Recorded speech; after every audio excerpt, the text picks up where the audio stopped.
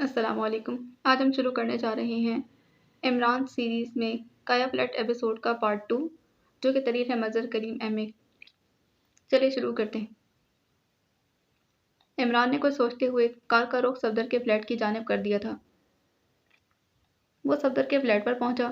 اس نے کار نیچے روکی اور پھر سیڑھیاں چڑھتا ہوا اوپر چلا گیا تھا۔ اب وہ چند لمحے بعد ہی صفدر کے فلیٹ پر موجود تھا۔ عمران اسے دیکھ کر حیران رہ گیا تھا۔ صفدر کی شیپ بڑی ہوئی تھی اور صوفے پر قدرے نیم دراز تھا۔ عمران کو دیکھ کر صفدر بے حد کاہلی سے اٹھا اور اس نے عمران سے ہاتھ ملانے میں بھی بے حد سستی کا مظاہرہ کیا تھا۔ کیا حال ہے عمران صاحب؟ اس کی آواز میں شکستگی سی نمایاں تھی۔ ٹھیک، عمران نے سپاٹ لہجے میں جواب دیا تھا۔ صفدر دوبارہ صوفے پر بیٹھ گیا۔ کیا بات ہے، تمہاری طبیعت تو ٹھیک ہے؟ عمران نے پوچھا۔ ہاں ٹھیک ہی ہے، صفدر نے جواب دیا۔ عمران نے ہنکار بھرا اور پھر دونوں خاموش ہو گئے تھے۔ میرے ساتھ آؤ، عمران نے کچھ دیر صفدر سے کہا۔ ہاں، کہاں چلنا ہے؟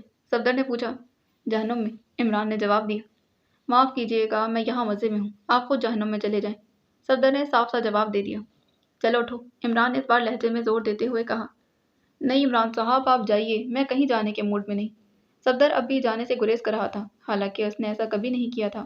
صفدر پوری ٹیم میں سب سے زیادہ چاق و چوبند تھا، لیکن اب وہ اتنا کاہل اور سست آدمی محسوس ہو رہا تھا جسے ذرا سا بھی چلنا پھرنا گوارا نہ ہو۔ مگر یہ ایکس 2 کی ہدایت ہے، عمران نے اٹھتے ہوئے کہا۔ ایکس 2 کی؟ صفدر کچھ لمحے سوچتا رہا، جیسے وہ فیصلہ نہ کر پا رہا ہو کہ ایکس 2 کی ہدایت پر عمل کرے یا نہیں۔ اچھا چلیں، آخر اس نے اٹھتے ہوئے کہا۔ کپڑے تبدیل کرو، عمران نے اسے کہا اور پھر صفدر سست قدم اٹھاتا ہوا ڈریسنگ روم کی جانب بڑھ گیا تھا۔ تھوڑی دیر بعد وہ کپڑے تبدیل کر کے واپس آیا، مگر اس نے شیو نہیں کی تھی، ویسے ہی چلا آیا۔ عمران بھی اٹھ کھڑا ہوا، پھر وہ دونوں دروازے کی طرف بڑھے، مگر اچانک اس کی نظر دیوار پر موجود ایک چھپکلی پر پڑی تھی۔ اس کے چہرے کا رنگ زرد پڑ گیا تھا۔ عمران صاحب، چھپکلی کہیں کاٹ نہ لے، صفدر نے انتہائی خوفزدہ لہجے میں کہا۔ چھپکلی سے ڈر رہے ہو، بزدل کہیں کے، عمران نے جواب دیا، اور اس لمحے اس کے ذہن میں ایک جھناکا سا ہوا۔ اس کے ذہن میں سر سلطان کی باتیں آ گئی تھیں، اور ساتھ ہی کار ڈرائیو کرتے ہوئے موت کا خوف جو اسے محسوس ہوا تھا وہ بھی اس کے ذہن میں آیا تھا، اور اب صفدر کی حالت بھی اس کے سامنے تھی۔ صفدر جو انتہائی بہادر اور دلیر ایجنٹ تھا، اس وقت ایک حقیر چھپکلی سے خوف کھا رہا تھا۔ صفدر، کیا تم نے ریوالور لے لیا ہے؟ عمران نے کچھ سوچتے ہوئے کہا۔ ریوالور؟ صفدر مزید خوفزدہ ہو گیا۔ عمران صاحب، اس کا نام نہ لیں، مجھے خوف آتا ہے، اگر کہیں اتفاقاً چل گیا تو میں مر جاؤں گا۔ صفدر کی مکمل طور پر کایا پلٹ چکی تھی۔ اچھا، میرے ساتھ آؤ، عمران نے کہا۔ پھر وہ دونوں سیڑھیاں اتر کر کار میں آ بیٹھے تھے۔ عمران نے کار ڈرائیو کرنا شروع کر دی۔ اس کا رخ اپنے فلیٹ کی جانب تھا۔ اس نے صفدر کی بزدلی محسوس کرتے ہوئے اپنا پہلا پلان بتا دیا تھا۔ جلد ہی وہ اپنے فلیٹ پر پہنچ گیا۔ صفدر کو صوفے پر بیٹھنے کا اشارہ کر کے وہ ٹیلی فون کی جانب بڑھا تھا۔ اس نے نمبر ڈائل کی، جلد ہی سلسلہ مل گیا تھا۔ ہیلو، کون ہے؟ دوسری طرف سے جوزف کی آواز آئی تھی۔ عمران بول رہا ہوں، عمران نے جواب دیا۔ یس باس، عمران کی آواز سن کر جوزف کی پکار سنائی دی۔ تم تیار ہو جاؤ، کافی دنوں بعد تمہیں ورزش کرنے کا موقع ملے گا۔ میں بھی آ رہا ہوں، عمران نے کہا اور ریسیور رکھ دیا تھا۔ صفدر اس کی گفتگو سے لاتعلق سر جھکائے بیٹھا تھا۔ ادھر آؤ صفدر، تمہارے چہرے پر میک اپ کر دوں، عمران نے اسے ڈریسنگ روم کی طرف چلنے کا اشارہ کرتے کہا۔ صفدر خاموشی سے اٹھ کر عمران کے پیچھے چل پڑا۔ ڈریسنگ روم میں پہنچ کر عمران نے صفدر کا میک اپ کرنا شروع کر دیا، اور تھوڑی دیر بعد صفدر ایک خطرناک ہونڈے کے روپ میں تبدیل ہو چکا تھا۔ اب آؤ میرے ساتھ، عمران نے اس کے میک اپ سے مطمئن ہوتے ہوئے کہا، اور پھر وہ دونوں فلیٹ سے نیچے آ گئے تھے۔ دوبارہ کار میں بیٹھ گئے۔ عمران اسٹیئرنگ پر بیٹھا تھا۔ آپ کہاں جا رہے ہیں عمران صاحب؟ صفدر نے پہلی بار اسے سوال کیا تھا۔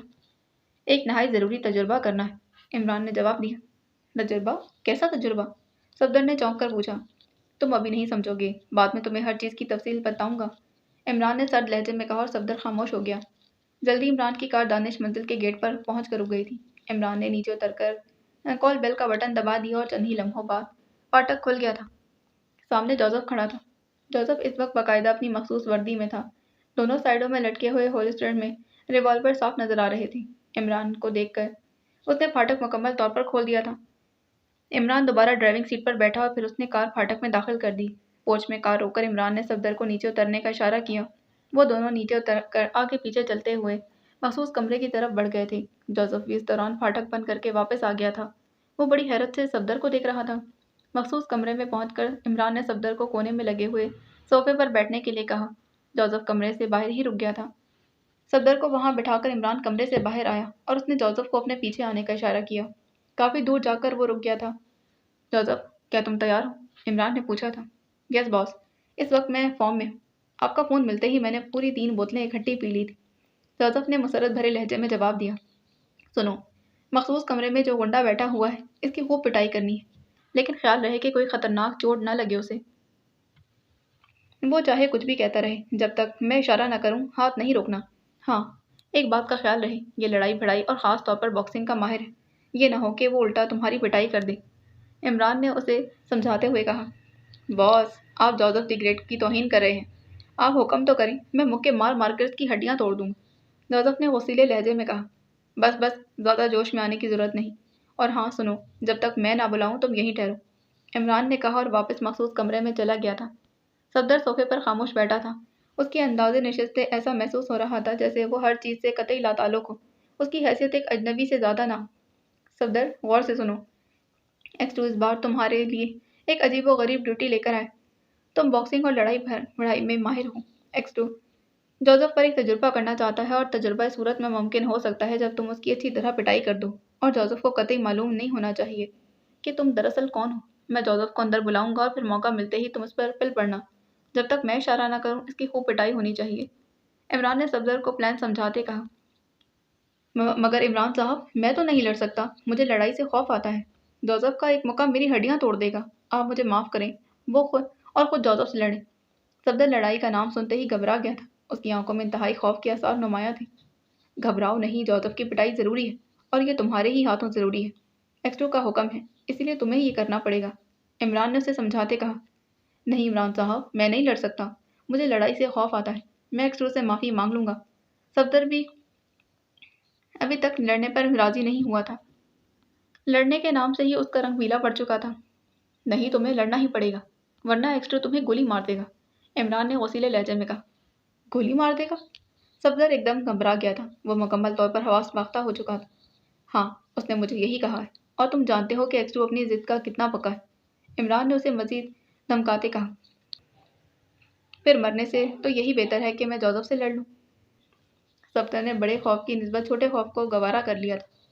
अब ठीक है, घबराओ मत, तुम बासानी जोसेफ की पिटाई कर लोगे। इमरान ने उसकी ढारस बंधाते हुए कहा और फिर इमरान ने दरवाजे से बाहर निकलकर जोसेफ को कमरे में आने का इशारा किया था। वो अजीब ड्रामा मुरतब कर चुका था। जोसेफ और सफदर की लड़ाई, और वो भी बिला मकसद। जोसेफ तो इमरान के इशारे का मुंतजिर था। जोश से उसके बाजुओं की मछलियां फड़क रही थी। लड़ाई का नाम सुनते ही उसकी आंखों में सुर्खी उतर आई थी। वो तीर की तरह कमरे की तरफ लपका था। जोसेफ, लो अपना शिकार संभालो, इमरान ने खौफ से कहा। इमरान ने जोसेफ से कहा। उधर सफदर भी सोफे से उठ खड़ा हुआ था। उसके चेहरे पर भी सुर्खी दौड़ गई थी। इमरान इत्मीनान से एक सोफे पर बैठ गया था। जोसेफ चंद लम्हे तो बगौर सफदर की आंखों में देखता रहा और फिर वो बिजली की तरह तड़पा था। दूसरे लम्हे सफदर उलटकर कमरे से बाएं कोने में जा पड़ा था। उसके मुंह से खून निकलने लगा। जोसेफ ने बड़ा भरपूर ही लिफ्ट हुक मारा था। अब सफदर भी जरा तेजी से उठा और फिर कदम कदम पर चलता हुआ कमरे के दरमियान में खड़े जोसेफ की जाने बढ़ा था। जैसे ही सफदर करीब आया, जोसेफ ने उसकी नाक पर पंच मारना चाहा, मगर सफदर ने थोड़ा सा पहलू बदला और फिर जोसेफ के पेट पर जोर से मुक्का दे मारा था। मगर सफदर के इस मुक्के का जोसेफ पर रत्ती बराबर भी असर न हुआ। इमरान सोफे पर बैठा देख रहा था कि सफदर ने बड़ी महारत से मारा था, मगर उसके मुक्के में जान ही नहीं थी। जोसेफ के लिए सफदर का ये मुक्का बारूद में चिंगारी के मुतरादिफ था। फिर जोसेफ के बाजुओं ने पिंडोलम की तरह हरकत करनी शुरू कर दी और सफदर चेहरे पर बढ़ने वाले ताबड़तोड़ मुक्कों से अपने आप को बचा नहीं सका था। अब वो दिफा पर उतर आया था और आगे बढ़ते जोसेफ का ज़र्ब लगाने की बजाय सिर्फ जोसेफ के मुक्कों से बचने की कोशिश में मसरूफ़ हो गया था। अचानक जोसेफ ने पूरी कुव्वत से उसकी बाईं पसली में खड़ी हथेली की ज़रफ़ लगाई थी और फिर सफदर बेख्तियार आगे की तरफ झुक गया था। दूसरे लम्हे जोसेफ ने पूरी कुव्वत से उसकी कनपट्टी पर एक मुक्का जड़ दिया और सफदर एक बार फिर फर्श पर धूल चाटने पर मजबूर हो गया था।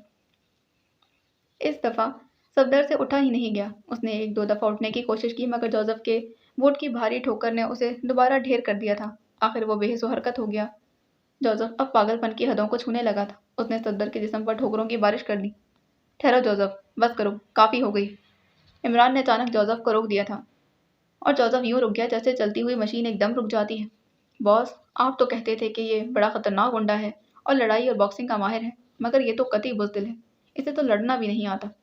जोसेफ ने शिकायत भरे लहजे में कहा। उसके चेहरे पर ऐसे असरात थे जैसे उसे इस लड़ाई से कतई लुत्फ न आया हो। ज़्यादा बातें मत करो, इसे उठाओ और मेरे पीछे आओ।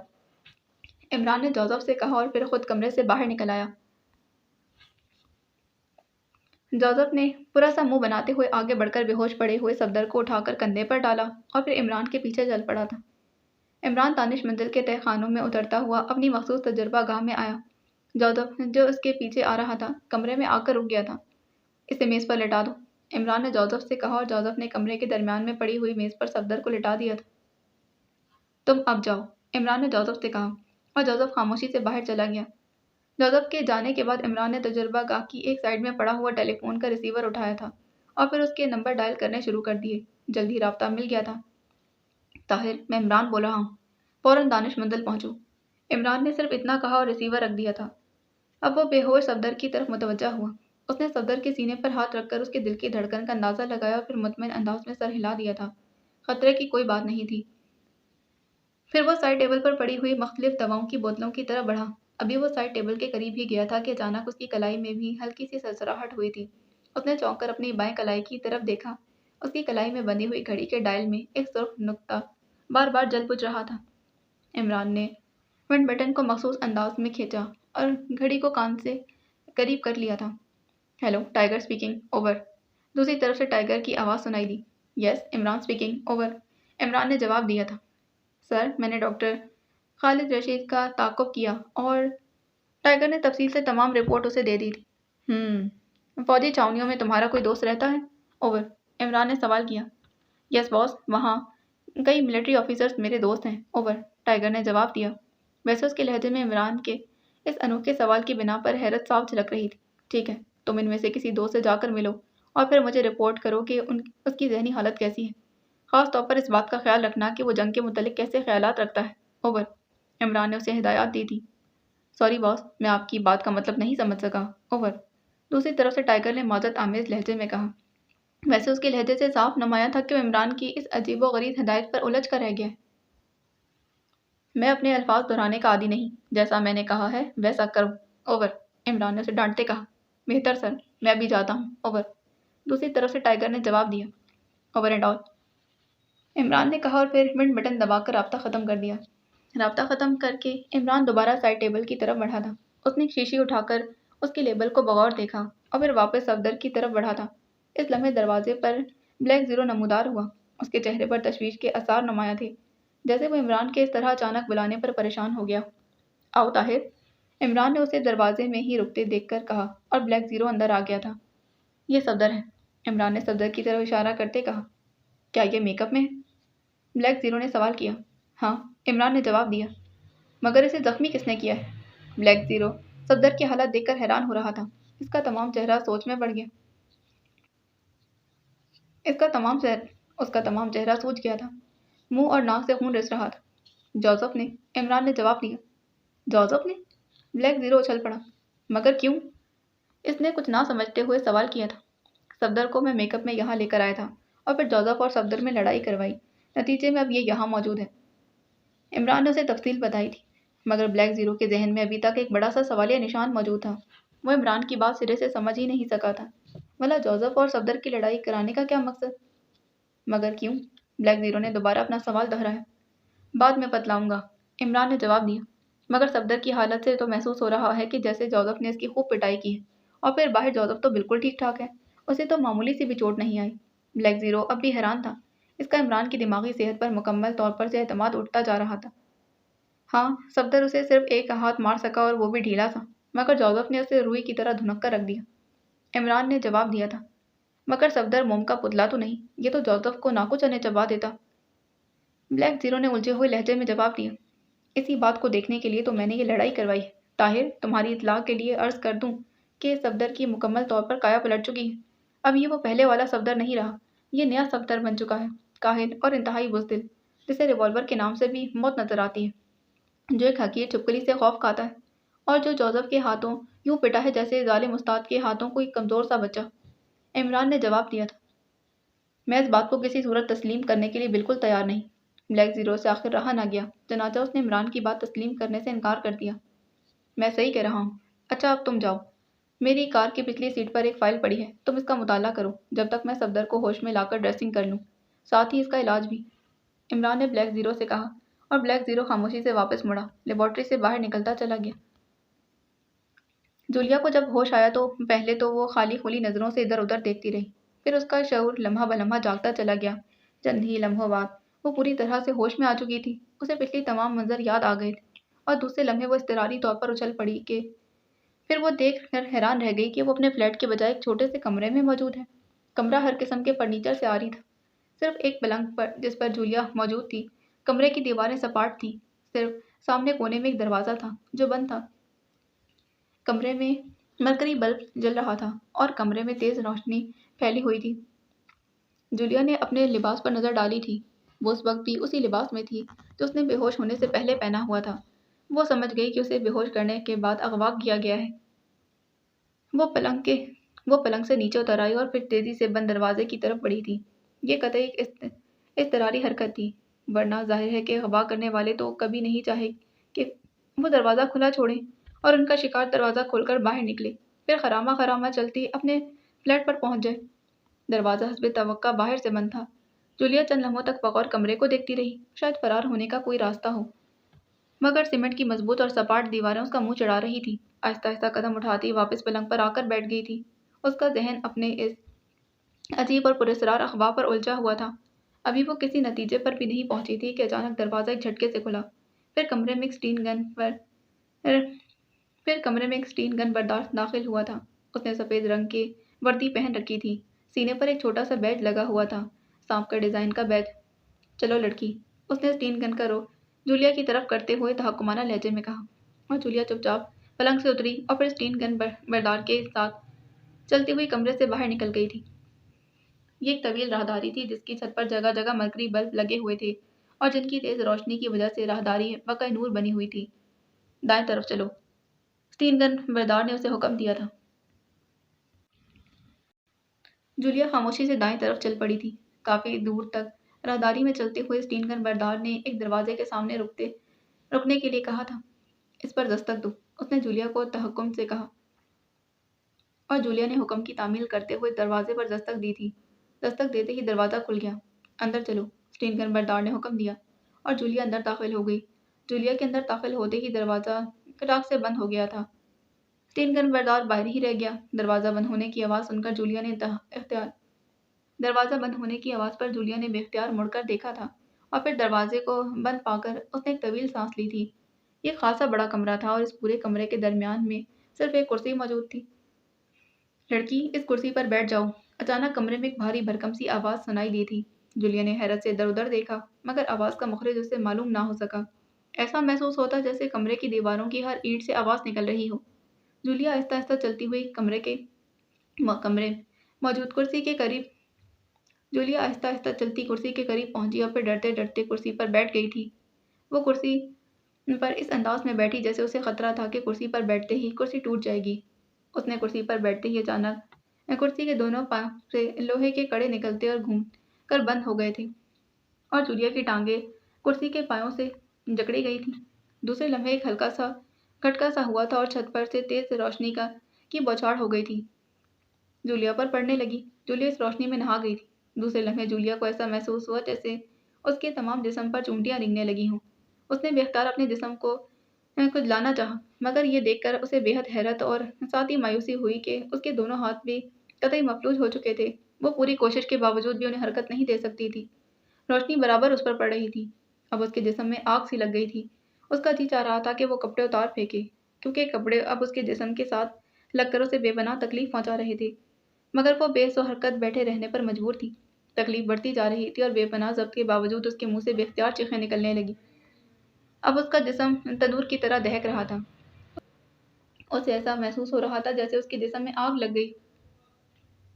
شدت تکلیف سے اس کا چہرہ بگڑ گیا تھا اور آنکھیں باہر کو ابل رہی، اور پھر اچانک روشنی غائب ہو گئی تھی۔ جولیا کو یوں محسوس ہوا جیسے وہ مرتی مرتی دوبارہ زندگی کی طرف لوٹ آئی۔ तकलीफ आहिस्ता आहिस्ता कम होती चली गई थी। उसके जिस्म में ठंडक बढ़ती चली जा रही थी और फिर उसके दोनों हाथ भी हरकत करने लगे और साथ ही जिस्म भी। चंद मिनटों बाद वो बिल्कुल ठीक ठाक थी। उसे ऐसा महसूस हो रहा था जैसे उसे कभी कोई तकलीफ ही ना हुई हो। वो बिल्कुल नॉर्मल पोजीशन में थी, सिर्फ उसकी टांगें कुर्सी से बदस्तूर जकड़ी हुई थी। लड़की, अब जो सवाल मैं पूछूं उसका सही जवाब देना, वरना मेरे एक इशारे पर इससे लाख गुना ज्यादा अजाब झेलना पड़ेगा। आवाज दोबारा से कमरे में गूंज उठी थी। तुम क्या पूछना चाहते हो और तुम्हारा मकसद क्या है? जूलिया ने कदरे सख्त लहजे में जवाब दिया।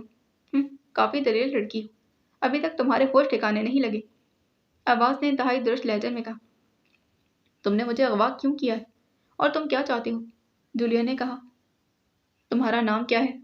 मुखातिब ने बजाय सवाल के जवाब देने के उल्टा सवाल कर दिया था। तुम्हें इससे क्या मतलब? जूलिया को भी गुस्सा आ गया था। दूसरे लम्हे एक बार फिर हल्का सा खटका हुआ और जूलिया एक बार फिर उसी सुर्ख रोशनी में नहा गई थी, मगर इस दफा रोशनी पहले से ज्यादा तेज और सुर्ख थी। चंद लम्हों बाद ही जूलिया एक बार फिर पुरानी हालत में पहुंच गई थी। उसने होठों पर दांत जमा दिए थे। उसने फैसला कर लिया कि वो मुखातिब को अपनी पूरी कुव्वत बर्दाश्त दिखा देगी, मगर यह गैर इंसानी तकलीफ बढ़ती जा रही थी। हत्ता कि जूलिया के जब्त का बंधन टूट गया था और उसके हलक से एक तवील चीख निकल गई थी। नाम बतलाओ।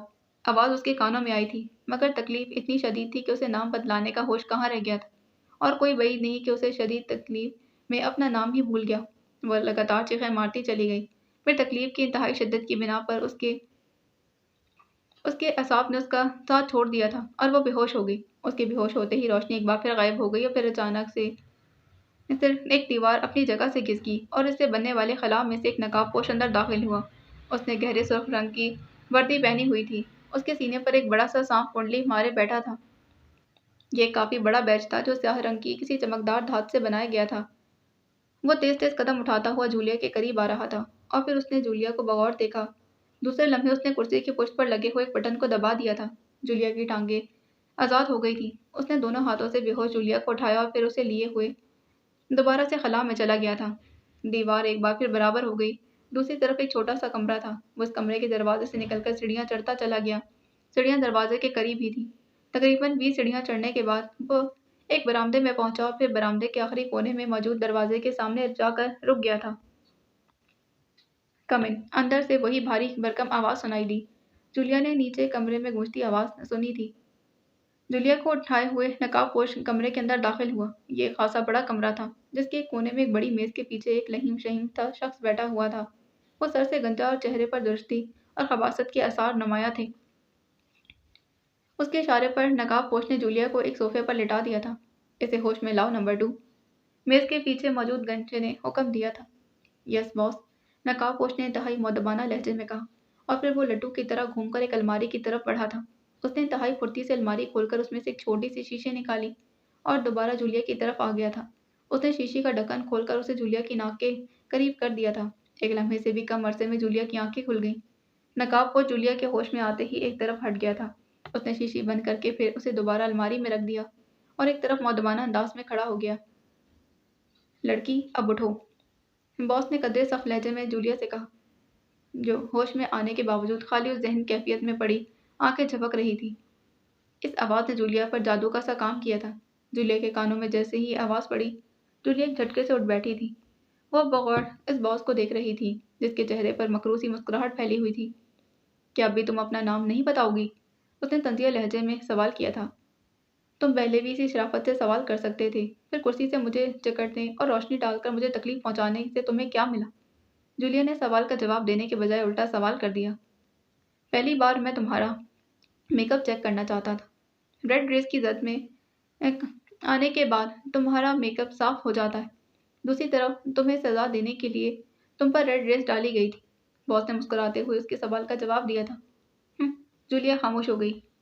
देखो लड़की, तुम एक गैर मुल्की हो, तुम्हें इस मुल्क से हमदर्दी नहीं होनी चाहिए। ये मुल्क पागलों और फिर सरफिरों का है।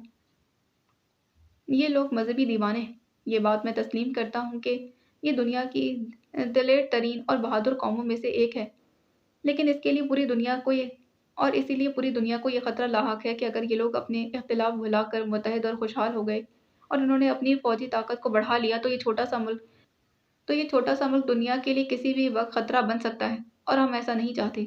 तुम्हें भी ऐसा ही सोचना चाहिए। बॉस ने जूलिया के सामने एक छोटी सी तकरीर कर डाली थी। जूलिया खामोश बैठी कुछ सोचती रही। उसे यूं महसूस हो रहा था जैसे अचानक उसके जहन में एक नई खिड़की सी खुल गई। लड़की, मेरी बात का जवाब दो, बॉस ने कदर तहकुमाना लहजे में जूलिया से कहा। हाँ, तुम सही कह रहे हो, मगर जूलिया ने कुछ हिचकिचाते अपनी बात नामुकम्मल छोड़ी।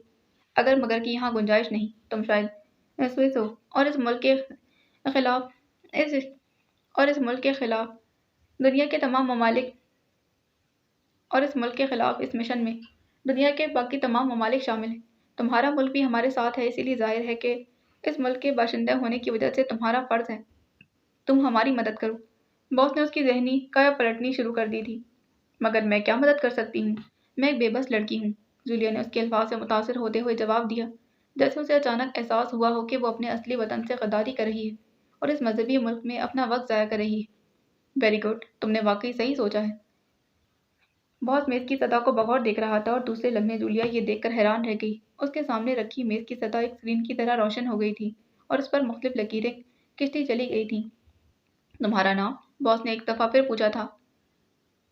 जूलिया जूलियाना पिटरवाटर, जूलिया ने बड़ी सादतमंदी से जवाब दिया था। उसने जैसे ही जवाब दिया, मेज़ की सतह रोशन हो गई थी। एक लकीर बनती चली गई। क्या तुम सीक्रेट सर्विस में काम करती हो? उसने दूसरा सवाल किया। नहीं, जूलिया ने आदतन जवाब दे दिया। झूठ मत बोलो जूलिया, मैं झूठ की इबरतनाक सजा देता। बॉस मेज़ पर देखते हुए बिगड़ गया। मैं सही कह रही हूँ, जूलिया ने जवाब दिया। तुम क्या समझती हो? मुझे कुछ पता नहीं। तुम्हारे जहन में पैदा होने वाला हर इरादा इस वक्त मेज़ की सतह पर नजर आ रहा है, बॉस ने फखरिया लहजे में कहा, और जूलिया ठिठक गई थी। अब सच सच बताओ, बॉस ने दोबारा नरम लहजे में सवाल किया था। हाँ, मैं सीक्रेट सर्विस में काम करती हूँ, जूलिया ने इस बार हामी भर ली थी। हैरत है, इस मुल्क के लोग इंतहाई बेवकूफ़ कि एक गैर मुल्की को अपनी सीक्रेट सर्विस का मेंबर बना लिया है, बॉस ने बड़बड़ाते कहा। उसके अल्फाज जूलिया के कानों में पड़ गए थे। जूलिया धीरे से मुस्कुरा रही थी। जी, बेवकूफ़ नहीं, बल्कि वो हम लोगों की जहानत से फ़ायदा उठाते हैं, जूलिया ने मुतमईन लहजे में जवाब दिया। ठीक है, अच्छा, अब तुम सीक्रेट सर्विस के मुतल्लिक तफसील से बताओ, मैं सारी मालूमात चाहता हूँ, बॉस ने असल रूप पेश किया था। सीक्रेट सर्विस के मुतल्लिक ग्रुप सीक्रेट सर्विस के मुख्तलिफ ग्रुप्स हैं। हर ग्रुप एक दूसरे से अलहदा काम करता है। किसी ग्रुप को दूसरे ग्रुप के मेंबर के मुतल्लिक कुछ भी मालूम नहीं होता। हर ग्रुप का इंचार्ज अलहदा होता है। ये एक नई इत्तला है। इससे पहले तो हमने ग्रुप बंदी के मुतल्लिक नहीं सुना। बॉस के लहजे में उलझन नुमाया थी। वैसे मेज़ की सतह पर बिखरती हुई बर्फ की लाइनें बता रही थीं कि जूलिया ठीक कह रही है, क्योंकि जूलिया अब तक तमाम प्रोसीजर समझ चुकी थी। इसलिए एक्स्ट्रो की दी हुई मखसूस जहनी ट्रेनिंग इस वक्त काम आ रही थी।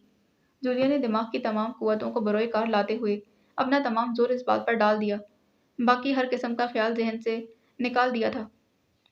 तुम कौन से ग्रुप में हो और तुम्हारे ग्रुप में कितने मेंबर हैं? बॉस ने सवाल किया।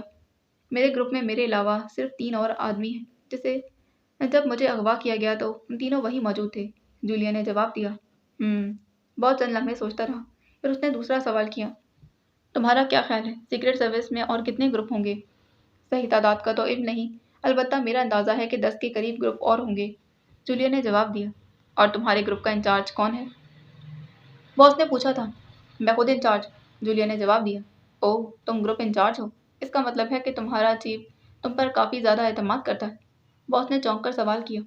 जी हाँ, जूलिया भला और क्या जवाब देती। उसने सिर्फ जी हाँ कहने पर इत्तेफाक किया। और सीक्रेट सर्विस का चीफ एक्स2 कौन है? इस दफ़ा बॉस ने अपने लहजे पर जोर देते पूछा। हमें बावजूद सख्त कोशिश के आज तक मालूम नहीं हो सका, जूलिया ने इत्मीनान से जवाब दिया। ये कैसे हो सकता है कि तुम सीक्रेट सर्विस में इतना अहम ओहदा रखती हो और तुम्हें चीफ के मुतल्लिक ही कुछ इल्म ना हो? इसका लहजा मशकूक था, जैसे उसे जूलिया की बात पर यकीन ना आया। मैं सही कह रही हूँ, आप चेक कर लें, जूलिया ने जवाब दिया। चेक से उसका इशारा माइंड रीडिंग मशीन की तरफ था और जिसकी स्क्रीन मेज़ की सतह को बनाया गया था। इमरान सीक्रेट सर्विस में क्या पोजीशन रखता है? बॉस ने चंद लम्हों की खामोशी के बाद दोबारा सवाल किया। इमरान हमारी सीक्रेट सर्विस का मेंबर नहीं, बॉस उसे कभी कभार रजाकाराना तौर पर काम लेता है और बस, जूलिया ने जवाब दिया था। तुम्हारी सब बातें तो नई इत्तलात पर मबनी हैं। हमें तो मालूम हुआ था कि इमरान सीक्रेट सर्विस में अहम पोजीशन रखता है, बॉस ने उलझे हुए लहजे में जवाब दिया। बहरहाल जो कुछ मैं जानती थी आपको बतला दिया है, और अब आप यकीन करें या ना करें, आपकी मर्जी है, जूलिया ने बड़े इत्मीनान से जवाब दिया। अगर हम तुम्हें रिहा कर दें تو کیا تم آئندہ سیکرٹ سروس کے متعلق سرگرمیوں کی اطلاع ہمیں فراہم کرتی رہو گی؟ باس نے پوچھا تھا۔ آخر وجہ میں کیوں آپ کو اطلاعات مہیا کروں؟ میرا آپ سے کیا تعلق ہے؟ آپ مجرم ہیں اور یقیناً اس ملک میں مجرمانہ سرگرمیوں میں مصروف ہوں گے۔ آپ کو اطلاعات مہیا کر کے آپ کی مجرمانہ زندگی کا ساتھ کیوں دوں؟ جولیا نے بڑے اطمینان سے جواب دیا۔ دیکھو لڑکی، مجھے سختی پر مجبور مت کرو۔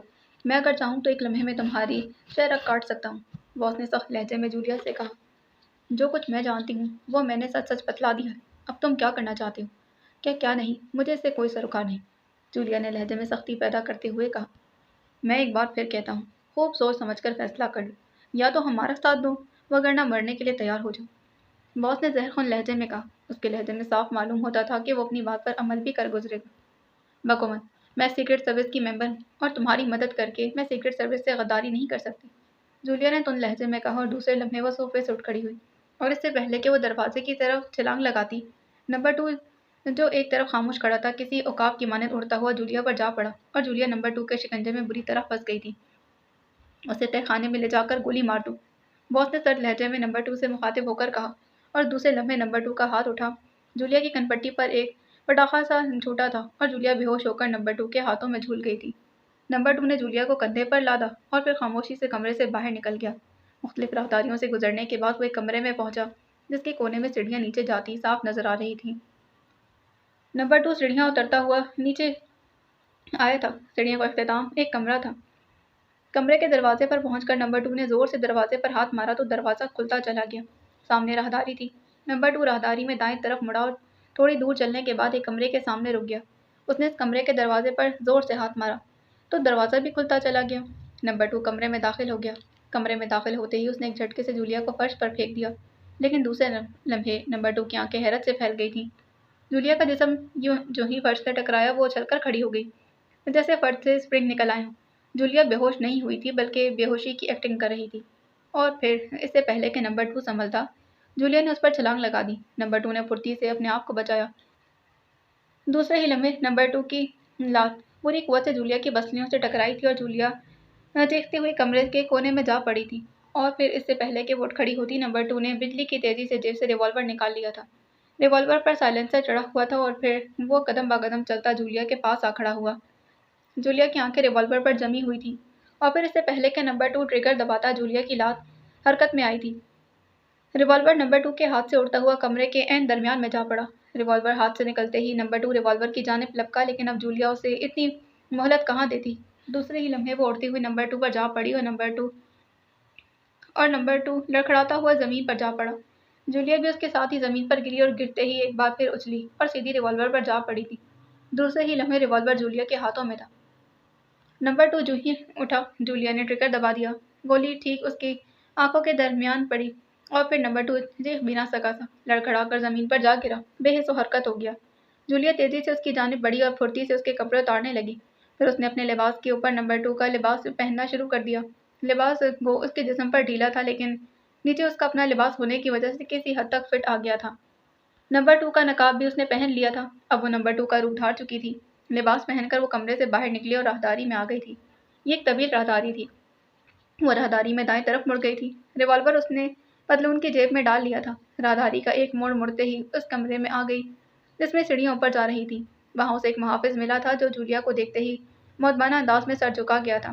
جولیا حد الوسیع مردانہ چال چلتی ہوئی سیڑھیاں طے کرنے لگی۔ اس کے قدموں میں پھرتی تھی۔ اسے علم تھا کہ کسی بھی محافظ نے اگر غور سے اسے دیکھ لیا گو کہ وہ چیک کر لی جائے گی، اور چیک ہونے سے پہلے وہ عمارت سے نکل جانا چاہتی تھی۔ باس کا یہ فکرہ اس کے ذہن میں گونج رہا تھا کہ اسے تہہ خانے میں جا کر گولی مار دو۔ چنانچہ اس فکرے کی بنیاد پر وہ سیڑھیاں چڑھتی چلی گئی تھی۔ وہ سیڑھیاں ایک کمرے میں جا کر ختم ہوئی تھیں۔ اب وہ ایک اور راہداری میں تھی۔ راہداری میں بائیں طرف کمرے بنے ہوئے تھے۔ وہ سیدھی چلتی چلی گئی۔ سامنے ایک دروازہ تھا۔ دروازہ کھول کر جب وہ باہر نکلی تو عمارت کے کمپاؤنڈ میں تھی۔ یہ ایک عظیم و شان عمارت تھی۔ کمپاؤنڈ میں خاصی اسٹین گن بردار محافظ پہرے دے رہے تھے۔ سامنے عمارت کا مین گیٹ نظر آ رہا تھا۔ یہ شکر تھا کہ اس وقت اندھیرا چھا چکا تھا۔ جولیا کو برآمدے میں دیکھتے ہی ایک محافظ تیزی سے اس کی جانب لپکا تھا اور جولیا کا دل بے اختیار دھڑکنے لگا۔ اسے خدشہ ہوا کہ وہ چیک نہ کر لی گئی، مگر محافظ اس کے قریب آ کر مؤدبانہ انداز میں جھک گیا۔ اس کے دل کو تسلی ہوئی۔ اس نے ابھرتے ہوئے لہجے میں اپنی آواز کو خاص طور پر بھاری بھرکم بناتے محافظ سے کہا، گاڑی لے آؤ فوراً اور فاٹک کھلواؤ۔ بہتر سر۔ محافظ نے ایک لمحے سوچ کر جواب دیا، پھر وہ تیزی سے واپس مڑ گیا۔ جولیا وہیں کھڑی رہی، اس پر ایک ایک لمحہ گراں گزر رہا تھا۔ چند لمحوں بعد کمپاؤنڈ کے بائیں طرف بنے ہوئے گراجوں میں سے ایک کا دروازہ کھلا تھا اور پھر سیاہ رنگ کی گاڑی نکل کر پورچ کی جانب بڑھی تھی۔ جولیا پورچ کے قریب ہی کھڑی تھی۔ گاڑی رکی اور وہ محافظ ڈرائیونگ سیٹ سے نیچے اترا۔ جولیا لپک کر ڈرائیونگ سیٹ پر بیٹھ گئی تھی۔ اس نے دروازہ بند کیا اور پھر وہ کلچ دبا کر گیئر لگانے والی تھی کہ اچانک اس نے عمارت سے تیز سیڑھیوں کی آواز گونجتی ہوئی سنی تھی۔ جولیا سمجھ گئی کہ نمبر 2 کی لاش تلاش کی جا چکی ہے۔ سیڑھیوں کی آواز سن کر کار کے قریب موجود محافظ بھی بری طرح چونک پڑا تھا۔ دوسرے لمحے جولیا نے گیئر بدلا اور پھر کلچ چھوڑ دیا تھا، ایکسیلیٹر پر پیر دبایا تھا اور آگے بڑھا دیا۔ گاڑی تیزی سے آگے دوڑتی گئی اور پھر مڑتے ہی کوٹھی میں گونجتے ہوئے یہ الفاظ اس کے کانوں تک پہنچ گئے تھے، ایک عورت نمبر 2 کا لباس پہن کر فرار ہو رہی ہے، اسے فوراً گولی مار دو۔ باس کی بھاری بھرکم اور غصیلی آواز سے کوٹھی گونجنے لگی تھی اور دوسرے ہی لمحے جولیا کی کار پر پیچھے سے فائرنگ شروع ہو گئی تھی۔ یہ شاید محافظ تھا جو اس کے لیے کار لے کر آیا تھا، مگر گولیاں صرف باڈی میں سوراخ کرنے کے اور کچھ نہ کر سکیں۔ کار تیزی سے پھاٹک کی جانب بڑھتی چلی گئی اور پھر جولیا یہ دیکھ کر حیران رہ گئی کہ ارد گرد سے 2-3 محافظ دوڑتے پھاٹک کے سامنے آ کر رک گئے تھے۔ انہوں نے اسٹین گنیں سیدھی کر لی تھی، مگر جولیا نے ایکسیلیٹر پر پوری قوت سے دباؤ بڑھا دیا تھا اور خود اپنے سر نیچے کر لیا۔ کار کمان سے نکلے ہوئے تیر کی طرح پھاٹک کی طرف بڑھی تھی اور محافظ اسے گولی مارنے کے بجائے جانیں بچانے میں مصروف ہو گئے۔ دوسرے لمحے ایک خوفناک دھماکہ ہوا اور پھاٹک ٹوٹ کر نیچے جا گرا تھا۔ جولیا کی کار ایک زبردست جھٹکا کھا کر کوٹھی سے باہر نکل آئی تھی۔ اس پر پیچھے سے بدستور فائرنگ ہو رہی تھی۔ کار کا پچھلا شیشہ ریزے ریزے ہو چکا تھا، مگر اسے یا کار کو کوئی ایسا نقصان نہیں پہنچا تھا جس سے کار رک جاتی۔ سڑک پر آتے ہی اس نے ٹاپ گیئر لگایا اور پھر کار فل سپیڈ پر چھوڑ دی تھی۔ کار نئی اور خاصی طاقتور تھی۔ عمارت سے نکل کر مڑتے ہی اس نے ایک نظر عمارت پر ضرور ڈالی تھی اور پھر ارد گرد کی کوٹھیاں دیکھ کر اس نے اندازہ لگا لیا کہ وہ اس وقت سول لائنز میں ہے۔ کافی دور آنے کے بعد اس نے منہ پر چڑھا ہوا نقاب اتار پھینکا تھا۔ اسے تعاقب کا خدشہ تھا اور وہ جلد پورا ہو گیا۔ اسے دور سے ہی اپنے پیچھے گاڑی کی ہیڈ لائٹس نظر آ گئی تھی جو کافی تیزی سے اس کے قریب آتی جا رہی تھی۔ اچانک جولیا نے ایک وائی روڈ پر کار موڑی اور پھر دوسرے لمحے اس نے کار کو تیزی سے بریک لگا دیا تھا۔ وہ دروازہ کھول کر نیچے چھلانگ لگا چکی تھی اور پھر دوڑتی ہوئی ملکہ کوٹھی کے پھاٹک کی طرف بڑھی تھی۔ اسے پھاٹک کی ذیلی کھڑکی کھلی نظر آ گئی تھی اور دوسرے لمحے وہ کھڑکی پھاٹک کے اندر گھس گئی اور پھر اس نے کھڑکی اندر سے بند کر لی۔ کھڑکی سے لگی ہوئی وہ تیز تیز سانسیں لے رہی تھی۔ کوٹھی پر اندھیرا چھایا ہوا تھا۔ چوکیدار شاید کوٹھی کے عقب میں راؤنڈ لگانے گیا ہوا تھا۔ اس نے کھڑکی آہستہ سے کنڈی چڑھائی اور پھر تیزی سے نمبر 2 کی وردی اتار کر نزدیکی جھاڑی میں چھپا دی تھی۔ اب وہ دوبارہ جولیا کے روپ میں تھی۔ سڑک پر اسے خاصی ہلچل محسوس ہو رہی تھی۔ اس نے کار رکنے کی آواز بھی سنی تھی۔ اب وہ تیزی سے نزدیک کی جھاڑیوں میں رینگ گئی تھی اور پھر اسے نزدیک ایک چھوٹا سا کوارٹر نظر آ گیا تھا۔ یہ شاید چوکیدار کا کوارٹر تھا۔ وہ رینگتی ہوئی کوارٹر کی طرف بڑھی۔ جیسے ہی وہ کوارٹر کے قریب پہنچی، کوارٹر کا دروازہ کھلا اور پھر اس نے ایک پٹھان چوکیدار کو رائفل ہاتھ میں لیے اندر سے نکلتے دیکھا۔ وہ جھاڑی میں ہی دبک گئی تھی۔ جب چوکیدار اس کے قریب سے گزرتا آگے بڑھ گیا تھا، وہ اٹھی اور پھر آہستہ سے اس کے کوارٹر میں داخل ہو گئی۔ یہ کمرے پر مشتمل کوارٹر تھا اور کمرے میں لائٹ جل رہی تھی۔ برآمدے کے قریب ہی سیڑھیاں اور اوپر چھت جا رہی تھی۔ جولیا دبے پاؤں سیڑھیاں چڑھتی چلی گئی۔ اوپر سپاٹ چھت تھی اور آگے بڑھی پھر آسانی سے سڑک کا نظارہ کر رہی تھی۔ وہ نمبر 2 کی کار کو بآسانی دیکھ سکتی تھی۔ کار کے قریب ایک اور کار رکی ہوئی تھی اور اس نے 3 افراد کو ہاتھوں میں مشین گنیں لیے ادھر ادھر جاتے ہوئے دیکھا تھا۔ شاید وہ اندازہ لگا رہے تھے کہ وہ کہاں غائب ہو گئی۔ جولیا بڑے اطمینان سے چھت پر لیٹی رہی۔ لمحوں بعد اس نے چوکیدار کو ان سے بات کرتے دیکھا۔ پھر تھوڑی دیر بعد ان لوگوں نے آپس میں مل کر کوئی بات کی اور پھر وہ سب دونوں کاروں میں سوار ہو گئے۔ کاریں واپس موڑ کر وہ آگے بڑھ گئے تھے۔ جولیا کافی دور تک ان دونوں کاروں کو جاتے دیکھتی رہی اور پھر اس نے بڑے آرام سے چھت کا کنگرا پکڑ کر اپنے جسم نیچے لٹکا لیا تھا اور چھلانگ لگا دی۔ ایک ہلکا سا دھماکہ ہوا اور اب وہ سڑک پر تھی۔ نیچے گرتے ہی وہ تیزی سے اٹھی اور پھر قریب ہی ایک درخت کی اوٹ میں ہو گئی تھی۔ چند لمحوں تک سانس برابر کرنے کے بعد وہ درخت کی اوٹ سے نکلی اور پھر سامنے کی 2 کوٹھیوں کے درمیان راستے پر چل دی تھی۔ وہ سڑک کے راستے اسی لیے نہ گئی کہ کہیں تعاقب کرنے والے آگے جا کر نہ رک گئے ہیں اور ان کا پروگرام یہ نہ ہو کہ ان کو جاتا دیکھ وہ اپنی پناہ گاہ سے نکلے اور وہ اسے ٹریپ کر لیں۔ مختلف کوٹھیوں کے پیچھے سے نکلتے ہوئے ٹریفک سے بھرپور سڑک پر جا نکلی تھی۔ جلدی اسے خالی ٹیکسی مل گئی تھی۔ کنگ ہوٹل چلو، اس نے ٹیکسی ڈرائیور سے کہا اور ٹیکسی چل پڑی تھی۔ جولیا اسی لیے اپنے فلیٹ پر نہ گئی کہ وہ جانتی تھی مجرم اب اس کے فلیٹ کی نگرانی کریں گے۔ کنگ ہوٹل میں X2 کی طرف سے ایک کمرہ ہمیشہ کے لیے بک رہتا تھا، جس کی چابی ایک مخصوص کوڈ بتلا کر حاصل کی جا سکتی تھی۔ یہ کمرہ اسی لیے تھا کہ فوری پناہ کے لیے کام دے سکے۔ جولیا کو خوشی تھی کہ وہ اپنے ہی زور پر مجرموں کے ہیڈ کوارٹر سے نکل آنے میں کامیاب ہو گئی تھی، اور واقعی یہ ایک قابل فخر کارنامہ تھا۔ یہ دن دارالحکومت کی تاریخ میں بدترین دن ثابت ہوا۔ یہ ایک پراسرار طریقے سے دارالحکومت میں موجود افراد پر مایوسی اور دل شکستگی کا دورہ پڑا تھا۔ ہر شخص ایسا محسوس کر رہا تھا جیسے اس کا نروس بریک ڈاؤن ہو گیا ہو۔ بے شمار کاروں، بسوں، رکشا اور دیگر مشینی سواریوں کے ایکسیڈنٹ ہو گئے تھے۔ لوگ نہ جانے کیوں بری طرح خوفزدہ ہو گئے تھے۔ ہر شخص نامعلوم خوف میں مبتلا تھا۔ بے ضرر سے بے ضرر اور حقیر سے حقیر چیز سے بھی لوگ بری طرح خوفزدہ ہو رہے تھے، اور اس خوف اور دل شکستگی میں لمحہ بلمحہ اضافہ ہو رہا تھا۔ پھر دوپہر کے بعد تو بے شمار لوگوں کے شدت خوف سے ہارٹ فیل ہو گئے تھے۔ ہر شخص انتہائی طور پر خوفزدہ تھا، مگر ہر شخص کا خوف مختلف نوعیت کا تھا۔ اپنی اپنی طبیعت کے مطابق لوگ اڑتی چڑیوں اور پرندوں سے لے کر چونٹی تک سے خوفزدہ ہو گئے تھے۔ بے شمار لوگ گھروں سے باہر نکل آئے تھے، کیونکہ چھت یا دیوار گرنے کا خوف ان پر طاری ہو گیا تھا۔ ہجوم اور افراتفری کی وجہ سے تمام دارالحکومت کا نظام یخلک درم برم ہو گیا تھا۔ سارا دن یہی حالت رہی، لیکن جیسے ہی سورج غروب ہوا، آہستہ آہستہ خوف کے یہ جذبات ختم ہو گئے، اور پھر رات گئے تو لوگ نارمل پوزیشن میں آ گئے تھے۔ مگر اس دن لاکھوں آدمی افراتفری اور خوف ایکسیڈنٹ کے ہاتھوں ہلاک ہو چکے تھے۔ پورا شہر ایک ماتم خانے میں تبدیل ہو چکا تھا۔ ریڈیو سے لوگوں کو حوصلہ نہ ہارنے کی تلقین کی جا رہی تھی۔ ایسا محسوس ہو رہا تھا جیسے آج کے دن سورج نے روشنی کے ساتھ خوف اور بزدلی کی بارش بھی کر دی۔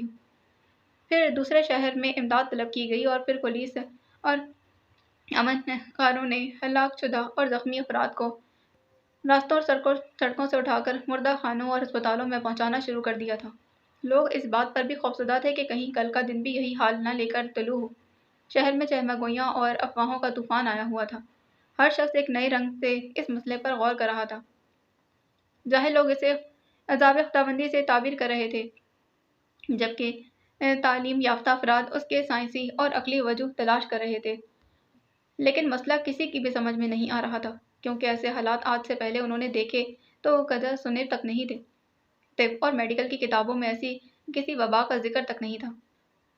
لاؤڈ اسپیکروں سے مسلسل لوگوں کو پرسکون رہنے اور بے خوف رہنے کی تلقین کی جا رہی تھی۔ چنانچہ رات کافی گئے شہر کی فضا قدرے پرسکون ہو گئی تھی۔ پولیس اور دیگر حکام مسلسل شہر میں گشت کر رہے تھے۔ یہ خطرناک ترین بحران تھا جس نے پورے دارالحکومت کی جڑوں تک کو ہلا دیا تھا۔ یہ ایک ایسا مسئلہ تھا جو سنگین ہوتا نظر آ رہا تھا۔ ٹائیگر اپنے دوست اعظم کے پاس بیٹھا گفتگو میں مصروف تھا۔ اس کا یہ دوست فوج میں کرنل کے عہدے پر فائز تھا۔ اس سے پہلے بھی ٹائیگر کی اس سے کئی بار فوجی زندگی کے بارے میں گفتگو ہو چکی تھی، اور اس نے کرنل اعظم کو ہمیشہ پرجوش اور بہادر پایا تھا۔ اس نے اکثر محسوس کیا تھا کہ کرنل اعظم دشمن کا سر کچلنے کے لیے ہر وقت تیار رہتا تھا۔ مگر آج تو دنیا ہی بدلی ہوئی تھی۔ کرنل اعظم اس کے سامنے خوفزدہ اور بزدل آدمی کے روپ میں تھا۔ پہلے پہل تو اسے اپنے کانوں پر یقین نہ آیا، لیکن جب اس نے کرنل اعظم کو سنجیدہ پایا تو وہ خود بھی اس بات پر انتہائی سنجیدگی سے سوچنے لگا۔ کرنل اعظم اب جنگ سے خوفزدہ تھا۔